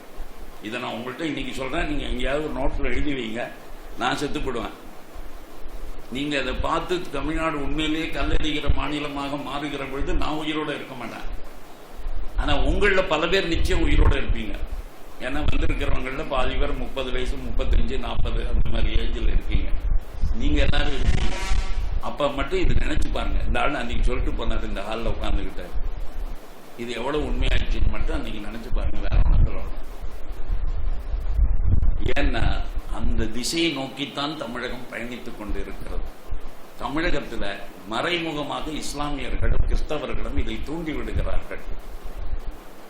பின்னணியில யாரு இருக்கான்னு தெரியாமல, தான் எதுக்காக போராடுறோன்னு தெரியாமல ஒரு சுத்த அறிவற்ற கூட்டம் உலகத்திலேயே உண்டு என்று சொன்னால் அது தமிழ்நாட்டில் மட்டும்தான். அதனால இவ்வளவு பெரிய சிக்கலை வச்சுக்கிட்டு பாப்புலேஷன் குறைஞ்சிக்கிட்டு இருக்கு. இப்ப நாம 78, மிச்சம் இருக்கிறதுல ஒரு 3-4 கிறிஸ்தவன், மிச்சம் இருக்கக்கூடியது அத்தனையும் முஸ்லிம்ஸ். விரைவிலேயே இந்த தேசம் முஸ்லிம் நாடாக அறிகுறி இருக்கு. 2050க்கு அப்புறம் நாளைய பாரதம் இந்து பாரதமாக இருக்குமா? இது ஒரு கேள்விக்குறி. இது முஸ்லிம் பாரதம் ஆவதற்கு 100%, 99% பாசிபிலிட்டி இருக்கு. பகவானா பார்த்து நான் சொல்ற மாதிரி ஏதாவது கடவுளை பார்த்து ஒரு மிராக்கிள் பண்ணி இந்த பாரத நாடு காப்பாத்தி தான் ஆகணும்னு நினைச்சு ஏதாவது பண்ணினா தான் உண்டு. அந்த மாதிரி திசையில நம்ம மூவ் பண்றதாவே தெரியல. எவ்வளவு தப்பு பண்ணிருக்கோம்னு யாராவது சிந்திச்சு பார்த்திருக்குமா? இப்ப ராஜா தன்னுடைய மாநிலத்தை இணைக்கிறாங்க. எல்லா சமஸ்தானங்களும் ராஜாக்கள் நாங்கள் பாரதத்தோடு இணைகிறோம்னு எழுதி கொடுன்னாரு. யாரு? வல்லபாய் பட்டேல். அதுக்குன்னு ஒரு பிரபார்மா அந்த ஃபார்ம் தயார் பண்ணாங்க. எல்லாரும் கைது போட்டு கொடுத்தான். கொச்சின் ராஜா கைது போட்டிருக்கான், திருவாங்கூர் ராஜா கைது போட்டிருக்கான். இப்ப திருவாங்கூர் ராஜா கையெழுத்து போட்ட போது திருவாங்கூர் ராஜாவினுடைய எல்லைகளுக்கு உட்பட்ட பகுதியை அப்படியேவா நான் காப்பாத்திட்டு இருக்கேன்? இப்ப திருவாங்கூர் ஸ்டேட்டுங்கிறதெல்லாம் போச்சு. கேரளாவில் திருவனந்தபுரம் ஒரு மாவட்டம் ஆகிவிட்டது. கொச்சி தனி சமஸ்தானம். இன்னைக்கு கொச்சி ஒரு டிஸ்ட்ரிக்ட் வித்தின் கேரளா. சிவகங்கை தனி சமஸ்தானம், இன்னைக்கு நம்ம இதுல ஒரு மாவட்டம். இப்ப இந்த ராஜா என்ன எழுதி கொடுத்தானோ அந்த ராஜாவினுடைய ஆளுகைக்கு உட்பட்ட பகுதிகளை அதே மெயின்டைன் பண்ணணும்னு எந்த ரூலும் கிடையாது. இந்த முட்டாள்கள் என்ன பண்ணானுங்க, ஜம்மு அண்ட் காஷ்மீர், லடாக் உட்பட இது அந்த மகாராஜாவினுடைய ஆளுகைக்கு உட்பட்டு இருந்த பகுதி. இப்ப அவன் எழுதி கொடுத்துட்டான். நீ உடனே என்ன பண்ணிருக்கணும்? ஃபர்ஸ்ட் புத்திசாலியா இருந்தா ஜம்முவை தனி மாநிலம் ஆக்கி, இல்லைன்னா ஜம்முவை பக்கத்தில் இருக்கிற பஞ்சாபோட சேர்த்து விட்டு, இமாச்சல் பிரதேஷோட சேர்த்து விட்டு, லடாக்க வேறொரு தனி மாநிலமாக்கி வேற ஒரு இடத்துல சேர்த்து விட்டு, இந்த முஸ்லிம்ஸ் பாக்கெட்டுன்னு இருக்கு பாருங்க காஷ்மீர், அதை மட்டும் தனியா ஆக்கி அதை ஒரு சின்ன ப்ராவின்ஸா தனியா வச்சிருந்து அங்க எப்பொழுதுமே பிரசிடென்ட் ரூல் தான் இருக்கும் அப்படிங்கிற மாதிரி ஒரு சட்டத்தை கொண்டு வந்திருந்தார். நேரடியாக மத்திய ஆட்சியின் கீழ் உள்ள யூனியன் டெரிட்டரிஸ், ஜம்மு தனி யூனியன் டெரிட்டரி, லடாக் தனி யூனியன் டெரிட்டரி, காஷ்மீர் தனி union territory, but under the control of Delhi அப்படின்னு பண்ணியிருந்தா எந்த ஒரு அக்ரிமெண்ட்டுக்கும் விரோதமே இல்லையே. ஏன்னா மற்ற எல்லா ராஜாக்களோட நீ போட்ட அதே அக்ரிமெண்ட் தான் இந்த ராஜாவோடையும் போட்டிருக்கோம். இந்த ராஜா கிட்ட நாம ஒன்றும் இப்படி சொல்லல, உங்க ஆளுகையில எப்படி இருந்துச்சு அந்த ஏரியா அப்படியே நாங்க மெயின்டைன் பண்ணுவோம்னு சொல்லவே இல்லை. ஆனா புத்திசாலித்தனமே இல்லாம ஜம்மு முழுக்க முழுக்க ஹிந்து, லடாக் முழுக்க முழுக்க புத்திஸ்ட் ஏரியா, அது எல்லாத்தையும் சேர்த்து இந்த காஷ்மீரோட சேர்த்து ஒரே காஷ்மீர் மாநிலம் பண்ணினதுனால இப்ப ஜம்முல பாதி ஜில்லா காணாம போயிடுச்சு. ஜம்முல பாதி ஜில்லாக்கள் இப்ப முஸ்லீம் மயமாயிடுச்சு. அது மட்டும் இல்ல, இப்ப எப்ப காஷ்மீர்ல இருக்கிறவன் தான் ஜம்முவை ரூல் பண்ணுவான்னு ஆயிடுச்சோ, காஷ்மீர்ல இருக்கிற முஸ்லீம்கள் இந்த ஊர்ல போலீஸ் ஆபீசரா வரான். எங்க? ஜம்முல இன்ஸ்பெக்டர் அங்கிருந்து போஸ்டிங் ஆகி டிரான்ஸ்பர்ல இங்க வரான். இப்ப அங்க இருக்கிற முஸ்லீம் இங்க வந்தான்னா இந்த ஊர்ல அவனுக்கு யாருக்கு சாதகமா இருப்பான்? முஸ்லீம்களுக்கு தான் சாதகமா இருப்பான். லடாக்லயும் அதே பிரச்சனை தான். இப்ப லடாக்கையும் அன்னைக்கே ஜம்முவையும் தனிமைப்படுத்தி தனி மாநிலங்களாக இந்து மாநிலம், அது புத்திஸ்ட் மாநிலம் அப்படின்னு பண்ணிட்டு இந்த காஷ்மீரை மட்டும் சின்னதா குறுக்கி வச்சிருந்தோம்னா பிரச்சனையே கிடையாது. ஒரே ஒரு நாள் ராத்திரி 4 மணி நேரம் தான் தேவை பார்க் ஆக்குபைடு காஷ்மீரை நாம் மீட்பதற்கு. எவ்வளவு நேரம் தேவை அப்படின்னா மொத்தமே 4 மணி நேரம் இருந்தா போறோம். பார்க் ஆக்குபைடு காஷ்மீர்னு ஒரு பகுதி இருக்கு இல்லையா, அதை நம்மளோட இணைக்கிறதுக்கு எவ்வளவு நேரம் தேவைன்னா இன்னைக்கு நம் நாட்டினுடைய ஆர்மியினுடைய கெப்பாசிட்டிக்கு 4 மணி நேரம் நீ கையை கட்டிட்டு சும்மா இருந்தா போறோம் டெல்லியில. சார் நீங்க அதை மீட்டுருங்க, நான் கொஞ்ச நேரம் என்ன நடக்கிறதுன்னு கண்டுக்க மாட்டேன், எல்லாம் முடிஞ்ச போறோம் சொல்லுங்கன்னா போறோம். எல்லாத்தையும் கம்ப்ளீட்டா தம்சம் பண்ணி கொண்டுருவானுங்க. அதுக்கப்புறம் ஒரு பாகிஸ்தான் நம்மள்கிட்ட வாலாட்ட மாட்டான். அது மட்டுமல்ல, அணு ஆயுதத்தை பிரயோகம் செய்வது என்று பாகிஸ்தான் முடிவு செய்தால் நாம செலுத்தக்கூடிய அணு ஆயுதத்தின் விளைவாக பாகிஸ்தான் உலக வரைபடத்தில் இல்லாமல் போய்விடும். ஆனால் நமக்கு 1500 கிலோமீட்டர் மட்டும்தான் பாதிப்பு ஏற்படும். கிட்டத்தட்ட ஒரு 500 ஸ்கொயர் மைல்ஸ் ரேஞ்சில் நம்ம ஊர் இல்லாம போயிடும். அவன் அடிக்கிற அடியில், அவன் அனுப்புற ஏவுகணையில, அந்த அணு ஆயுதம் வெடிப்புல, அட்டாமிக் பாம்ஸ்ல, நாம போடுற அட்டாமிக் பாம்ல அந்த நாடே இருக்காது. ஏன் உனக்கு ஒரு டெல்லி இல்லாம போய் தொலைட்டுமே கொஞ்ச நாளைக்கு, ஜம்மு இல்லாம போட்டுமேடா. ஆனா ஓல்ட் பாகிஸ்தானே இல்லாம போறத, அது எவ்வளவு பெரிய வெற்றி நமக்கு. நம்ம நாட்டுல ஒரு மக்கள் தொகை குறைக்கிறதுக்கு இது ஒரு நல்ல வாய்ப்பு நினைச்சீங்க. இது இயற்கையா கொடுத்த ஒரு பெரிய வாய்ப்பு. நம்மள அதர்வைஸ் ஒன்றும் பண்ண முடியல, நம்ம குறைச்சிருவோம், எல்லாரும் செல்வமா சிறப்பா இருப்போம்னு சொல்லிட்டு பண்ணலாம்ல. இதை பண்றதுக்கு என்ன தேவை? துணிச்சல் தான். உலக நாடுகள்லாம் யாரை கண்டு பயப்படுது தெரியுமா? எவன் துணிஞ்சு நிற்கிறானோ அவனை கண்டு தானே பயப்படுறான். சின்னவனா பெரியவனான்னு பாக்குறதே இல்லை. நீ விரல் சைஸ், இந்த சுண்டு விரல் சைஸுக்கு இருந்தாலும் நீ துணிச்சலோட இருந்தீன்னா இந்த கட்ட விரல் பயப்படும். ஆனா நீ கட்ட விரல் சைஸ்ல இருந்தாலும் நீ சுண்டு விரலுக்கு பயந்துட்டு இருந்தேன்னா என்னைக்கும் பயந்துகிட்டே இருக்க வேண்டியதான். இப்ப நிலைமை நமக்கு அதான். அதனால இஸ்ரேல் சும்மா தூண்டு தம்மா தூண்டு நாடு, அவன் என்ன கண்ட உலக கண்கள்ல விரல விட்டு ஆட்டிட்டு இருக்கான் இஸ்ரேலுக்காக. அவன் ஒண்ணுமே பண்ண முடியல. அந்த அவனுக்கு தானே துணையா வரான் அமெரிக்கா, அவனுக்கு தானே துணையா வரான் எல்லாருமே.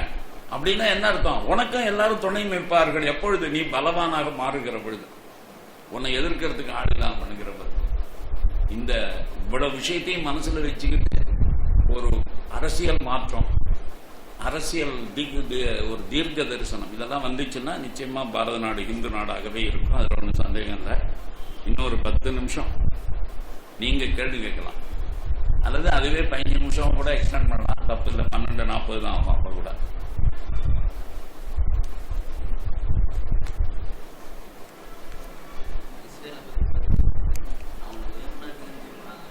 அவங்கள என்ன நாட்டுகள்? ஆமா, அதாவது 14 குடும்பம்னா அவங்க ஊரை சேர்த்து தானே சொல்றாங்க.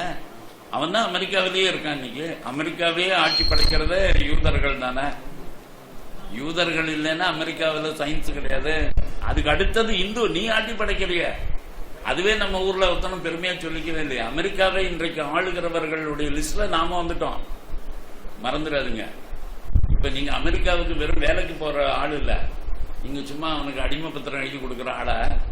இன்னைக்கு அமெரிக்க நாடாளுமன்றத்துல நீ ஒரு ஆளு, அமெரிக்காவினுடைய முக்கியமான டிபார்ட்மெண்ட்ல உங்களுக்கு முக்கியமான போஸ்டிங் இருக்கு, மாநில ஆளுநர்கள்ல நீ இருக்க, கார்பரேஷன் மேயர்கள்ல நாம இருக்கோம். ஏன்? 3-4 தலைமுறை அங்க வாழ்ந்ததுனால, 3-4 தலைமுறை அந்த ஊர்லயே வாழ்ந்ததுனால. அதே மாதிரி 3-4 தலைமுறை 300 தலைமுறையா வாழ்ந்துட்டு இருக்கான் யூதர்கள். அதனால உலகத்துல அவங்க மூளையும் எதைச்சே அவனுக்கு மூளையும் ஜாஸ்தி. யாருக்குமே மூளை கம்மி மூளை கூடுதல்னே கிடையாது, பயன்படுத்துகிற விதத்தை பொறுத்து தான். இப்ப நம்ம ஊர்லலாம் ஒரு காலத்துல நம்ம ஊர் திருச்செங்கோடையும் ஈரோடையும் என்ன சொல்லிட்டு இருந்தாங்க, இவங்கெல்லாம் விவசாயிங்க, விவசாயத்துக்கு தான் லாய்க்கு, அதிகபட்சம் விவசாயம் பண்ணுவான், வரப்புக்கு சண்டை போடுவான், வரப்ப ஏன் இங்க கட்டினா ஏன் 5 அடி தடி கட்டினான்னு சொல்லி சொந்த அண்ணன் தம்பியை வெட்டிட்டு இருப்பானுங்க. அப்படித்தானே நம்ம ஊருக்கு பேர் வந்துச்சு. ஆனா ஓவர் நைட் இந்த ஊர்ல என்ன மாற்றம் வந்துருச்சு பாத்தீங்களா? இன்னைக்கு உலக டெக்னாலஜி உங்க ஊர்ல இருந்தானே போகுது. இந்த என்னத்தையும் ஒண்ணு தோன்றானே பூமியில, அந்த பூமி உலகம் முழுக்க தொடப்படுறதுக்கு உங்க ஊர் ஆட்கள் தானே போக வேண்டியிருக்கு. இப்ப இது எங்க இருந்து வந்துச்சு இந்த அறிவை? வேற எவனும் அறிவா இரவலாம், வேற இவங்கிட்ட இருந்து இரவல் வாங்கின அறிவாது. எல்லாரிடத்திலும் அறிவு இருக்கு, எல்லாரிடத்திலும் ஆற்றல் இருக்கு. அதுக்கு ஒரு ஸ்கோப் கிடைச்சிருச்சுன்னா அது தானா வருது வெளியில. அந்த ஸ்கோப் இங்க கிடைச்சது வந்தது. திருப்பூர் எல்லாம் பூமியே மாறிடுச்சுல்ல.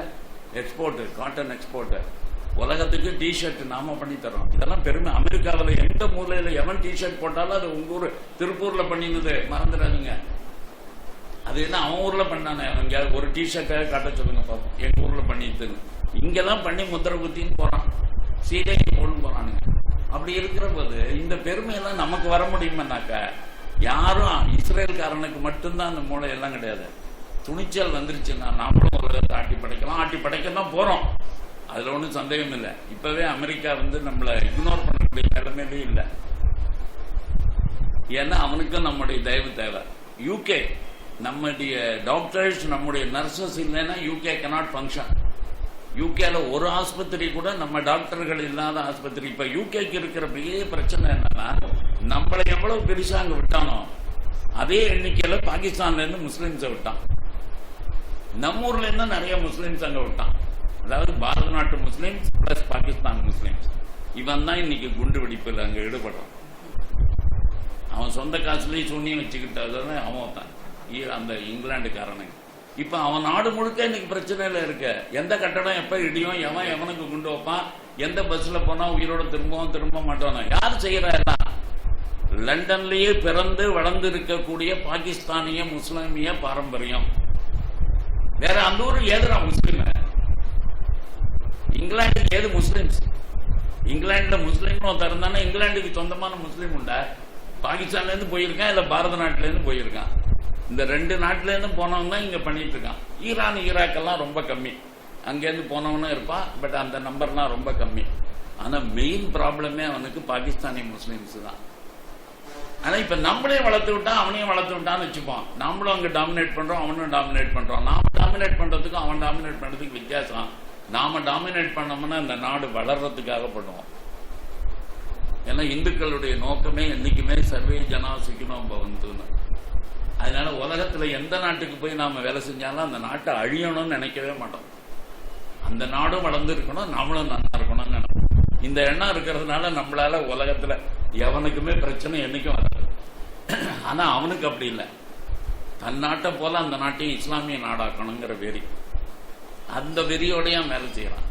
அதனால அவனால ப்ராப்ளம். அதனால நிச்சயமா நம்மளும் உலக அளவில் டாமினேட் பண்ணக்கூடிய காலம் விரைவில் வரும். ஆனா நமக்கு இருக்கிற ஹோம்ஸ் உள்நாட்டு பிரச்சனை என்னன்னு கேட்டாக்க, நமக்கு எதிரிகள் முஸ்லீம்கள்ங்கிறத நம்ம புரிஞ்சுக்கல. நம்முடைய ஆர்மி 100% இந்து ஆர்மியா இருக்கணுங்கிறத நம்ம புரிஞ்சுக்கல. காஷ்மீரை டீல் பண்ணணும்னா காஷ்மீர்ல இருக்கிற ஒரு தலைமுறை முஸ்லீம்களை இல்லாம பண்ணிடணும். அதை எந்த வடிவத்தில் வேணா நீ பண்ணலாம். ஒரு சண்டை, அவன் கல்ல எறியறான், நான் சொல்றேன், அப்படி ஒரு நாளைக்கு 10 முஸ்லீம் 20 முஸ்லீம் அப்படி சாகடிச்சு வெளியிலேயே தகவல் தெரியாம ஒரு பிரசங்கம் வரக்கூடாது, ஒரு டிவி காரணம் வரக்கூடாது, ஒரு சேனலும் வீடியோ எடுக்கக்கூடாது அப்படின்னு உத்தரவு போட்டு காஷ்மீருக்குள்ள எந்த பிரச்சனையும் அலோவ் பண்ணாம நம்ம மனுக்கு பண்ணி முடிச்சோன்னு வச்சுங்க, 6 மாசத்துல காஷ்மீர் முழுக்கவே சுடுகாடாயிடும். ஏன்னா ஹிந்து இல்லவே இல்லைங்க, முஸ்லீமும் போயிட்டான்னா சுடுகாடு தான். இப்ப நாம என்ன பண்ணணும், அவன் தான் போய் முடிச்சோன்னு இங்க இருக்கிற இந்து பண்டிட்டுகள் எல்லாம், காஷ்மீர பண்டிட்டுகளை அவங்க கொண்டு போய் விட்டுட்டோம்னா நமக்கு பிரச்சனை இல்லாம போயிடுது. அதனால நம்மளை நிச்சயமா உலக அளவுல பெரிய நாடாகிறதுக்கான வாய்ப்பு இருக்கு. இங்கே நாங்கள் வரத்துக்கு முன்னாடி நண்பர்கிட்ட பேசிகிட்டு இருக்கிற போது இந்த நாட்டினுடைய கல்வி முறையில் ஒரு மாற்றம் வரணுங்கிறத பற்றி பேசிகிட்டு இருந்தோம், சும்மா இன்ஃபார்மலாக. அதனால பாரத நாட்டினுடைய இன்றைய எதிர்கால பிரச்சனைகளுக்கு அடிப்படையில் ஒரு காரணம் கல்வி. எது தேசபக்தியை தோற்றுவிக்காதோ அது கல்வி அல்ல, எது கலாச்சார உணர்வை தோற்றுவிக்காதோ அதுக்கு பேர் கல்வி அல்ல. பாக்கியெல்லாம் பிசிக்ஸ் சப்ஜெக்ட் உலகம் முழுக்க சொல்லித்தரான், கெமிஸ்ட்ரி உலகம் முழுக்க சொல்லித்தரான், நாமளும் சொல்லித்தருவோம். ஆனால் ஒருத்தனை பிசிக்ஸ் நாலேஜ் கொடுக்கறதுக்காக படிப்பு இல்லை, ஒருத்தனுக்கு கெமிஸ்ட்ரி நாலேஜ் கொடுக்கறதுக்காக படிப்பு இல்லை, மேக்ஸ் நாலேஜ் கொடுக்கறதுக்காக படிப்பு இல்லை. படிப்பு என்பது அவனுக்கு அவனுடைய தேசத்தினுடைய வரலாற்றை பற்றியும் கலாச்சாரத்தை பற்றியும் அறிவு கொடுப்பதற்கு தான். அந்த உணர்வு வந்ததுன்னா அவன் தன்னை எப்படி மாற்றிக்கணும்னு அவனே கண்டுபிடிப்பான். இன்னைக்கு நம்முடைய கல்வியில் இருக்கிற பெரிய குறை, நமக்கு இந்த கலாச்சார உணர்வு ஊட்டக்கூடிய கல்வி இல்லை. அதனால பாரம்பரிய வரலாற்றை நமக்கு முறையாக சொல்லிக் கொடுக்கக்கூடிய கல்வி இல்லை. இப்போ உதாரணமாக இங்கே ஒரு புஸ்தகத்தை பற்றி சொன்னார் ஆரம்பத்தில், நான் நிறைவில் அதை பற்றி சொல்லுவேன்னு. இஸ்லாமிய இருளில் தெய்வத்தமிழகம் அப்படிங்கிற புஸ்தகம் நான் எழுதி வெளியில் 50 ரூபா தான் விலை. இங்கே வந்திருக்கிற ஒவ்வொருத்தருமே வாங்கிட்டு போயிடலாம். அது எதுக்காக படிக்கணும் அப்படின்னு கேட்டீங்கன்னாக்கா, தமிழ்நாட்டில் முஸ்லீம்கள் நம்மளை படையெடுத்து ஒன்றும் அழிக்கவே இல்லை, நமக்கும் முஸ்லீம்களுக்கும் பிரச்சனை கிடையாது. வடக்க முஸ்லீம்கள் நிறைய படையெடுப்பு நடந்தது, நிறைய கோவில் அடிச்சாங்க, அதனால அங்க இருக்கிற இந்துக்களுடைய ஆட்டிடியூடு முஸ்லீம்களை பத்தி வேற. நம்ம ஊர்ல அண்ணன் தம்பியா வாழ்ந்துட்டு இருக்கோம், மாமன் மச்சானா வாழ்ந்துட்டு இருக்கோம், நம்ம ஊர்ல அந்த பிரச்சனையே கிடையாது, நம்மளால முஸ்லீம்களுக்கும் பாதிப்பு இல்லை, முஸ்லீம்களால நமக்கும் பாதிப்பு இல்லை அப்படின்னு நினைச்சிட்டு இருக்காங்க. ஆனா உண்மையிலேயே மொத்தமே தமிழ்நாட்டில் 60 ஆண்டுகள் தான் இஸ்லாமியர்கள் ஆண்டு இருக்கிறார்கள். 60 ஆண்டுகள். அப்ப இருந்தது ஒரே ஒரு ராஜ்யம் தான், பாண்டிய நாடு மட்டும்தான். அந்த பாண்டிய நாட்டை கைப்பற்றி அந்த 60 வருஷம் ஆண்டிருக்கான். அந்த 60 ஆண்டு காலத்திற்குள்ள ஸ்ரீரங்கம் கோயில் இல்லாம போயிடுச்சு, மதுரை கோயில் இல்லாம போயிடுச்சு, ராமேஸ்வரம் கோயில் இல்லை, சிதம்பரம் கோயில் இல்லை, நடராஜரை தூக்கிட்டு கேரளா ஓடிட்டாங்க, ரங்கநாதரை தூக்கிட்டு திருப்பதி வரைக்கும் போயிட்டு எல்லா இடத்தையும் சுத்திட்டு 60 வருஷம் கழிச்சு தான் ரங்கநாதர் திரும்பி வந்தார். இப்ப ரங்கநாதர் திரும்பி வர்றதுக்கும் நடராஜர் திரும்பி வர்றதுக்கும் யாரு காரணம்? தமிழ்நாட்டு. நான் இப்ப கூட இன்னொரு விஷயத்தையும் தெளிவா சொல்லிடுறேன். தமிழன் என்னைக்குமே துலுக்கனை எதிர்த்து போரிட்டதாக வரலாறே கிடையாது. அன்னைக்கு மட்டும் இல்ல, நானும் ஏதாவது ஒரு மேடையிலையாவது ஒரு தமிழ் தலைவனாவது தனக்கு துலுக்கன் செஞ்சிருக்கிற துரோகத்தையும் துலுக்கனை பத்தியும் விமர்சிச்சு பேசுவான்னு எதிர்பார்த்துக்கிட்டே இருக்கேன். அந்த தைரியம் ராமதாஸுக்கு கிடையாது, அந்த தைரியம் வைகோவுக்கு கிடையாது, அந்த தைரியம் இந்த கிறிஸ்தவ சீமான், அவன் பேர் என்ன, செபாஸ்டியன் சைமன், அவனுக்கு கிடையாது. ஆனா இவன் எல்லாருமே பெருசா தமிழனுக்காக வாய்கழியே பேசுவானுங்க. ஆனா வரலாற்றிலேயே துலுக்கனை எதிர்க்காம தமிழன் வாழ முடியாது. ஏன்னா தமிழனுக்கு விரோதி பாப்பான் இல்ல, தமிழனுக்கு விரோதி இந்து கலாச்சாரம் அல்ல, தமிழனுக்கு விரோதி இஸ்லாம், தமிழனுக்கு விரோதி இஸ்லாமியர்கள். இதை புரிஞ்சிக்காத வரைக்கும் தமிழன் உருப்படவே மாட்டான். 60 வருஷ காலம் சார் தமிழ்நாட்டில் ஆண்டிருக்கான். ஒரு தமிழ் ராஜாவாவது எதிர்த்து இந்த துலுக்கனை நம்ம ஆட்சியை முடிவுக்கு கொண்டு வந்து இங்க ஆட்சியை கொண்டு வரணும்னு நினைச்சானா? நினைக்கவே இல்லை. ஆனால் கர்நாடகாவில் விஜயநகர சாம்ராஜ்யம் அப்படின்னு ஒன்று உருவாச்சு. இப்ப போன வாரம் நான் ஒரு ஃபங்க்ஷன் நடத்தினேன். நான் முதல்ல நடத்தின ஃபங்க்ஷன் அது. அதாவது இதுவரைக்கும் சங்கத்துல RSSல இந்து சாம்ராஜ்ய ஸ்தாபனம்னு சிவாஜி முடிச்சூட்டி கொண்ட நாளை தான் கொண்டாடுவாங்க. நான் தான் இந்த வருஷம் என்ன முடிவு பண்ணேன், சிவாஜியினுடைய இந்து சாம்ராஜ்யம் தமிழ்நாட்டு இந்துக்களுக்கு நேரடியாக உதவியா இல்லை. அது மகாராஷ்டிராவுக்கு வேணா உதவியா இருந்திருக்கலாம். அது மகாராஷ்டிராவில் பிறந்த RSS அதை ஒரு விழாவை எடுத்து கொண்டாடுறதுல தப்பு இல்லை. ஆனால் தமிழ்நாட்டுக்கு எந்த இந்து சாம்ராஜ்யத்தினால நல்லது நடந்ததுன்னா விஜயநகர சாம்ராஜ்யத்தினால. இந்த விஜயநகர சாம்ராஜ்யத்தை உருவாக்கணும்னு நினைச்சவர் வித்யாரண்யர், சிருங்கேரி பீடத்தினுடைய ஆச்சாரியார். அது மட்டும் இல்ல, அதுக்கு கிடைச்ச 2 பேர் ஹரிகரர் புக்கர்னர். அவங்க 2 பேரையும் வச்சு அந்த சாம்ராஜ்யத்தை அமைக்கிறார். 250 வருஷம் வாழ்ந்தது. உலகத்திலேயே ஒரு சாம்ராஜ்யம் 250 ஆண்டுகள் தொடர்ந்து இருந்ததாக வரலாறே கிடையாது. இந்த முதல்ல புரிஞ்சுங்க. ராஜேந்திர சோழன் எத்தனை ஆண்டுகள் ஆண்டான்? சோழர்கள் ஆட்சி, சோழ சாம்ராஜ்யம் என்று சொல்லுகிறோமே, எத்தனை ஆண்டுகள் அதெல்லாம்? பாண்டியனுடைய ஆட்சி என்பதாக சொல்லுகிறோமே, அது எத்தனை ஆண்டுகள்? எல்லா வரலாறையும் எடுத்தீங்கன்னா சிவாஜி உள்பட, மகாராஷ்டிராவினுடைய சிவாஜி உள்பட எல்லாம் 50, 60, 70 தாண்டவே இல்லை. இந்த ஒரு ஆட்சி தான் ஹிந்துங்கிற பேர்ல 250 வருஷ காலம் இருந்தது. இந்த 250 வருஷ காலத்துல கம்பண்ண உடையார் அப்படின்னு புக்கருடைய பையன், அந்த ஹரிகரர் புக்கர் 2 பேர்ல புக்கருடைய பிள்ளை, அவன் தான் தமிழ்நாட்டுக்குள்ள முதல்ல வந்து இந்த மதுரையில் இருக்கிற முஸ்லீம்கள் ஆட்சியை முடிவுக்கு கொண்டு வந்து மீனாட்சி அம்மன் கோயிலை திரும்ப கட்டுறது தான் நம்முடைய வாழ்நாள் குறிக்கோள் அப்படின்னு முடிவு பண்ணான். அதுக்கு என்ன காரணம்? அவனுக்கு ஒரே ஒரு காரணம் தான். அவனுடைய ராஜ்யம் வந்து இந்த பெங்களூர் இந்த பக்கத்துல முனபாகுலுன்னு ஒரு இடம், முல்பாகல்ல ஒரு முல்பாகல் சமஸ்தான்னு ஒரு இடம் இருக்கு. அந்த முல்பாகல் ஸ்டேட்ல தான் இவன் ரூல் பண்ணிட்டு இருக்கான். விஜயநகர சாம்ராஜ்யத்துல பல ராஜ்யமா பிரிச்சு அதுல ஒரு பகுதிக்கு இவன் ராஜா இவனை வச்சிருக்காங்க. ஏன்னா 4 பிள்ளைங்க, அவங்க 4 பகுதி 4 பேர்ட்ட கொடுத்துருக்கான். அதுல இவனுக்கு இந்த பகுதி தான் கிடைச்சது. இந்த பகுதிக்குள்ள கொள்ளைகால்னு ஒரு இடம், கொள்ளைகால் பட்டுங்கிறாங்க அந்த இடம், அது அவனுடைய ராஜ்யத்துக்குள்ள வருது. அந்த ஏரியா முழுக்க நிறைய தமிழர்கள் குடியேறிட்டாங்க. இந்த தமிழர்கள் வந்து இந்த ராஜா கிட்ட மண்டியிடுறோம், ஐயா நாங்கள்லாம் தமிழ்நாட்டில் வசிக்க முடியாம போயிடுச்சு, எங்க கலாச்சாரமே 2 தலைமுறையா இல்லாம போயிடுச்சு, எங்க பண்டிகைகள்லாம் நின்று போச்சு, தமிழ்நாட்டில் நாங்க ஒண்ணுமே, தமிழ்நாட்டில் பண்டிகைகள்லாம் அப்படியே தொடர்ந்து நடந்து நினைச்சுட்டு இருக்கோம். முஸ்லிம்களுடைய 60 ஆண்டு காலத்துல திருநீர் இடமும் கிடையாது. எப்படி சமணர்களுடைய ஆட்சியில நடந்ததோ அதே போல இங்க நடந்தது. எல்லாமே கொடுமைகள். அது இப்படி சொல்லிவிட்டு நாங்க அதனால அங்க வாழ முடியாதுன்னு நினைச்சு குடும்பமா இங்க வந்திருக்கோம். நாங்க எத்தனை நாளைக்கு உங்க தேசத்துல இருப்போம்? எங்க ஊருக்கு பார்க்கணும், எங்க ஊர்ல தான் இருக்கணும்னு எங்களுக்கு ஆசை இருக்காதா? அதனால நீங்க ஒண்ணு செய்யுங்க, இந்த மதுரை வரைக்கும் போய் எப்படியாவது இந்த முஸ்லீம் ஆட்சியை முடிவுக்கு கொண்டுட்டீங்கன்னா அதுக்கப்புறம் நாங்க எங்க ஊர்லயே நிம்மதியா வாழ்ந்துப்போம்ல அப்படின்னு சொன்ன உடனே தான் இவனுக்கு பொறி தட்டின மாதிரி, ஆஹா இது கட்டாயம் செய்யணும் அப்படின்னு சொல்லிட்டு அப்பா சொல்றாரு புக்கர். அந்த மாதிரி மக்கள் சொல்றாங்க, தமிழ்நாட்டில இருந்து வந்தவங்க சொல்றாங்க, இது என்ன பண்ணலாம்னு கேட்கறான். அந்த அப்பா புக்கர் சொன்ன, அன்னைக்கு எப்படி ராமன் புறப்பட்டு போய் ராவணனுடைய ஆட்சியை ஒரு முடிவுக்கு கொண்டு வந்தாரோ, ராமன் ராவணனை முறியடித்தது போல நீ பிறந்திருப்பதே அந்த மதுரை சுல்தானுடைய ஆட்சியை முடிவுக்கு கொண்டு வருவதற்காகத்தான். ஆகவே அங்க மீண்டும் அந்த 2 கோவில் வரணும்டா, மீனாட்சி அம்மன் கோவில் அங்க திரும்ப வரணும், அதுக்கு வேண்டிய வேலையை பண்ணி நீலேருந்து உனக்கு இதை நான் கட்டளையாக எடுக்கிறேன்னுங்கிறான். உடனே புறப்பட்டு காஞ்சிபுரம் வரைக்கும் வந்து காஞ்சிபுரத்துல இருக்கிற ராஜாக்கள் துணை செய்ய மாட்டேன்னு சொன்ன உடனே அவங்கள வென்று அடிமைப்படுத்தி அதுக்கப்புறம் பரதரா மதுரைக்கு வரான். 1311 மதுரையில தொடங்கிய அந்த இஸ்லாமிய ஆட்சி 1371 60 ஆண்டு காலம் இருக்கு. 1371 மதுரையை மீட்டணும்.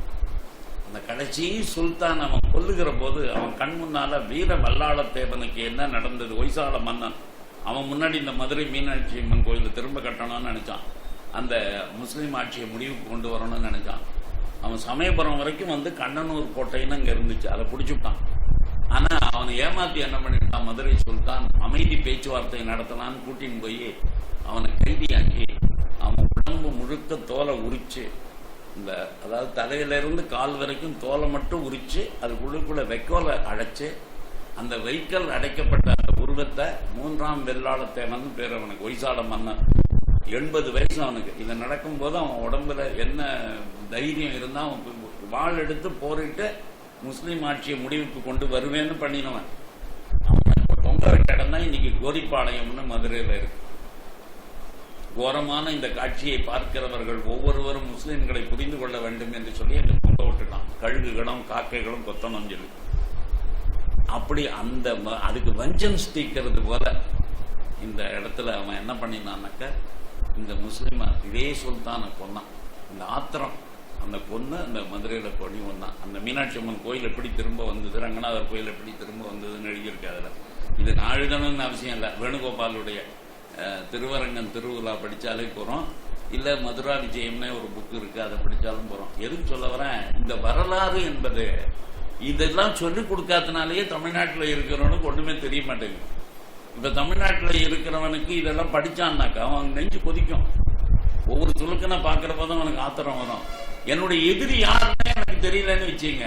ஒரு போலியான எதிரியை நானே கற்பனை பண்ணிக்கிட்டு எங்க ஊர்ல இருக்கிற பாப்பான் தான் எனக்கு விரோதின்னு ஒருத்தன் சொல்லி கொடுக்குறான். நான் ஆமா ஆமான்னு தலையாட்டிக்கிட்டு ஒரு 50 வருஷம் 60 வருஷம் இருந்திருக்கேன். என்னோட முட்டாள் என்ன? எனக்கும் அவனுக்கும் கலாச்சார ரீதியா என்ன மோதல் இருக்கு? எனக்கு எங்க ஊர்ல இருக்கிற பாப்பானுக்கும் கலாச்சார ரீதியா என்ன மோதல் இருக்கு? இன்ஃபேக்ட் கலாச்சார ரீதியா நான் அவனுக்கு கடமைப்பட்டிருக்கேன். ஏன்னா நான் என் குடும்பத்துல பண்ற பல விஷயங்களுக்கு அவன் தான் காரணம். அவன் தான் நடத்தி தரான், அவன் தான் பண்ணணும், அவன் தான் எனக்கு எல்லா நல்ல விஷயங்கள்லாம் சொல்லி கொடுத்துருக்கான். அதனால அவன் யாழ், அவன் பேசுறதும் தமிழ், நான் பேசுறதும் தமிழ். எங்க 2 பேருடைய பண்பாடு. அவனும் கோயிலுக்கு போறவன், நானும் கோயிலுக்கு போறவன். அவனும் சாமி கும்பிடுறவன், நானும் சாமி கும்பிடுறவன். அவன் பேரும் முத்துசாமி தான், என் பேரும் முத்துசாமி தான். அப்படி இருக்கிற இவனை விட்டு முஸ்தாபாவா இருக்கிறவன் எனக்கு ஃப்ரெண்டு, முத்துசாமி ஐயர் எனக்கு விரோதின்னு சொன்னா என்ன அயோக்கியத்தனா? யார் நண்பன் யார் எதிரின்னு வரலாற்றில் உன் கணக்குப்படியே நான் ஒப்புக்கொள்கிறேன். யாரோ வெளியில் இருந்து வந்தார்கள், அவர்கள் உங்களை அடிமைப்படுத்தி ஆண்டார்கள் என்பது உண்மையானால், உங்களை அடிமைப்படுத்தி வெளியில் இருந்து வந்த ஆண்டு உங்களுடைய கலாச்சாரத்தை அழித்தவர்கள் இஸ்லாமியர்களும் கிறிஸ்தவர்களும் மட்டுமே. வேற எவனும் மராட்டிக்கான் தமிழ். இப்ப இவன் சொல்றானே, அதுக்காக தான் சொல்றேன். தமிழ்நாட்டில் இந்த இவன் நாயக்கர் ஆட்சி வந்தது, விஜயநகர சாம்ராஜ்யம். அவன் ஆட்சி முடிஞ்சது, நாயக்கர் மராட்டியர்கள் வந்தார்கள். இவன் அத்தனை பேரும் தமிழ்நாட்டில் ஆண்டிருக்கான். இன்னைக்கு இருக்கிற எல்லா கோவிலும் அவன் கட்டினது. தமிழகத்தினுடைய பாண்டிமாதேவி பெரிய கோபுரம் எல்லாம் பாக்குறீங்க மதுரையில, இது யாரு கட்டினது? இது பாண்டியர்கள் கட்டியது. அப்படியே இருக்கா? அப்படியே அதெல்லாம் துணிஞ்சு அடிச்சுட்டு போயிட்டாண்டா. இன்னைக்கா சிதம்பரம் கோவில் யாரு கட்டினது? தமிழன் கட்டியதா? பராந்தக சோழன் பொன்வையில் கோபுரம் அப்படியே இருக்கா? இல்லையே, எல்லாம் பிடிச்ச. அதுக்கப்புறம் 60 வருஷம் சாமியே இல்லையா இங்க. அதுக்கப்புறம் தானே நடராஜர் இங்க திரும்பி வந்திருக்காரு. அப்படி இருக்கிற போது இந்த கோவிலெல்லாம் திரும்ப யாரு கட்டினா? தெலுங்க, விஜயநகரத்து தெலுங்க அவன் தான் கட்டினான். மராட்டி சிவாஜியினுடைய தம்பி ராஜாராம்னு தான், அவன் தான் தஞ்சாவூர்ல ஆட்சியை பிடிக்கிறான். அவன் காலத்துக்கு அப்புறம் தான் மராட்டி ரூல்னு தமிழ்நாட்டில் வருது. இப்ப இந்த மராட்டி காரணம் இவனும் என்னுடைய கலாச்சாரத்தை நான் அதிகமா வளர்த்திருக்கானா கெடுத்திருக்கானா?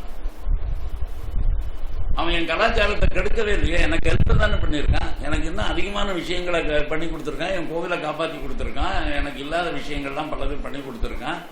என்னுடைய பாடல்கள் இன்னைக்கு பஜனை பாடுறாங்க, இன்னைக்கு என்னது நம்ம அபங்கம் பாடுறாங்க. இந்த அபங்கங்கள்லாம் தமிழ்நாட்டுக்காரன்னா ஈஸியா பாடுறான், எல்லா பஜனையிலையும் பாடுறான். எல்லாரும் எல்லா மொழியும் கத்துட்டு இருக்கோம், தெலுங்கு பண்ணியிருக்கோம். இத்தனைக்கு காரணம் இருந்தா காரணம் என்னன்னா அவனும் இந்து நானும் இந்து. அதனால எனக்கு அவனுக்கு பகை ஒண்ணும் கிடையாது. ஆனால் முஸ்லிம்கள் அப்படி இல்லை, அவங்க பகைவர்கள்.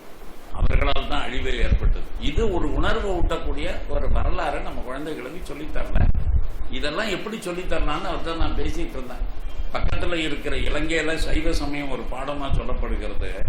நம்ம ஊர்ல அது கூட சொல்லித்தரல யாருக்கும். எங்க டெக்ஸ்ட் புக்கே கிடையாது இங்க. அவன் கவர்மெண்ட் புத்திஸ்ட் கவர்மெண்ட், அவன் புத்த மதத்தை வைத்துக் கொண்டு ஒரு அரசாங்கம் நடத்தினான். அந்த அரசாங்கத்தில் ஒவ்வொரு இந்து மாணவனுக்கும் சைவ சமய பாடம் வகுப்பு 1, வகுப்பு 2, வகுப்பு 3, 11 பாடம். நம்ம ஊர்ல ஒரு இடத்துல கூட ஒரு பாடம் கிடையாது. ஏன் நீ அப்படி பண்ணலாமே? தமிழ்நாட்டில் யாரு இதை கத்துக்கணும்னு ஆடுறாங்க? இந்து மத பாடம், கிறிஸ்தவ மத பாடம், கிறிஸ்தவர்கள் கிறிஸ்தவ மத பாடம் கற்பார்கள், முஸ்லீம்கள் முஸ்லீம் மத பாடம் கற்பார்கள் போட. அவனுக்கு 10 பேர் அவன் படிச்சுட்டு இருப்பான்ல, நானும் படிப்பேன்ல. இப்ப அவன் படிக்கிறதுக்கு அவன் சர்ச்சு இருக்கு, அவன் படிக்கிறதுக்கு அவன் மசூதி இருக்கு, நான் படிக்கிறதுக்கு தான் இடம் நான் படிச்சேன். ஏன்னா எங்க கோவில்லையும் எனக்கு யாரும் சொல்லித்தரல, எனக்கு ஸ்கூல்லையும் யாரும் சொல்லித்தரல. எங்க அப்பா அம்மாவுக்கு ஒன்றும் தெரியாது. எங்க அப்பா அம்மாவை சொல்லிக் கொடுக்கறதுக்கு அவங்களுக்கு ஒன்றும் தெரியாம போயிடுச்சு. அவங்களுக்கு நேரமும் இல்லை. அதை விட கொடுமை, முன்னையாவது எங்க பாட்டியெல்லாம் உட்காந்துன்னு பக்கத்துல கதை சொல்லுவோம். இப்ப எனக்கு பக்கத்துல பாட்டி இருந்து கதை சொல்றதுக்கே நேரம் இல்லை. ஏன்னா அவளே இப்பதான் சமீபத்தில் ரிட்டையர் ஆயிட்டு ஒரு பெரிய கம்பெனியில நான் சிஇஓவா இருந்தேன். நான் பேங்க் மேனேஜரா இருந்தேன். இப்ப ஒவ்வொருத்தனுடைய பாட்டியுமே ஒரு ரிட்டையர்டு சிஇஓவோ ரிட்டையர்டு கவர்மெண்ட் அபிஷியல் தானே. அவன் அப்படி பார்த்தா ஆயுஷ் முழுக்க வேலை பார்க்கறதுக்கு ஓடிட்டு எல்லாம் பெரிய பெரிய இருந்துட்டு அவன் என்னைக்கு ராமாயணத்தை படிச்சிருக்கா, என்னைக்கு மகாபாரத்தை படிச்சிருக்கா, அவளுக்கு ஏது நேரம்? அவன் எப்படி என் குழந்தைக்கு சொல்லிக் கொடுப்பான்? அதனால இப்ப நாம இது எல்லாத்தையுமே ரிவைவ் பண்ணணும்னா ஒரு பெரிய அளவுக்கு மாற்றம் வரணும். அதுல ஒரு சின்ன துரும்பு எடுத்து போட்டா கூட நீங்க ஒரு பெரிய தொண்டு செய்கிறீர்கள்ங்கிற எண்ணம் மட்டும் உங்களுக்கு இருக்கட்டும். எல்லாரும் எல்லாத்தையும் செய்ய முடியாது, எல்லாரும் செய்யணும்னு நான் எதிர்பார்க்கவும் இல்லை. எல்லாரும் உடனே ஆர்எஸ்எஸ்ஸில் சேருங்கள், அப்பொழுதுதான் இந்த நாடே உருப்படும் அப்படிலாம் நான் சொல்லலை. எல்லாரும் விஸ்வ இந்து பரிஷத்தில் சேருங்கள், அப்பதான் இந்த நாடு உருப்படாதெல்லாம் சொல்ல. நான் என் பக்கத்து வீட்டுக்காரன், என்னுடைய உறவுக்காரன், அவன் இந்துவா இருக்கிறதுக்கு ஒரு துரும்பையாவது நான் எடுத்து போடுவேன். ஒருத்தனை திருநீர் இட்டுக்கும்படியா பண்ணினா ஒரு தொண்டு, ஒருத்தனுக்கு ஒரு பாட்டு சொல்லி கொடுத்தேன்னா அது ஒரு தொண்டு, ஒருத்தனுக்கு ஒரு சின்ன ஸ்லோகம் சொல்லி கொடுத்தேன்னா ஒரு தொண்டு, ஒரு கோவிலுக்கு ஒரு செங்கல் எடுத்து கொடுத்தேன்னா அது ஒரு தொண்டு. நான் செய்ய வேண்டிய தொண்டு 1000 இருக்கு. எந்த இடத்துலையுமே என்னுடைய கோவில்கள் சிதை கொண்டு கிடக்கக்கூடாது. அந்த கோவில்களுக்கு வருகிறவர்கள் அர்த்தமுள்ளவர்களாக வரணும், அர்த்தமுள்ள வழிபாட்டுக்கு வரணும். வழிபடுறோமா வெறும் மூட நம்பிக்கையோட வழிபட்டுட்டு போகக்கூடாது. வருகிறவனுக்கு சமய உணர்வோடு சமுதாய உணர்வோ கொடுக்கணும். இவ்வளவு வேலை இருக்கு. இதுல என்னுடைய வேண்டுகோள், ஒவ்வொருத்தருமே உங்களால முடிஞ்சதை, அது சின்ன அமைப்போ பெரிய அமைப்போ இல்லைன்னா உங்களுடைய தனிப்பட்ட முறையிலையோ நீங்க ஏதாவது ஒன்று செஞ்சால் நாம நினைப்பது போல இந்த நூற்றாண்டு மட்டுமல்ல, வருகிற நூற்றாண்டுகள் மட்டுமல்ல, என்றென்றைக்கும் பாரதம் ஒரு இந்து நாடாகவே, உலகத்தில் வலிமை படைத்த இந்து நாடாகவே திகழும். அதில் ஒன்றும் சந்தேகமே இல்லை. இதுதான் என்னுடைய நிறைவு.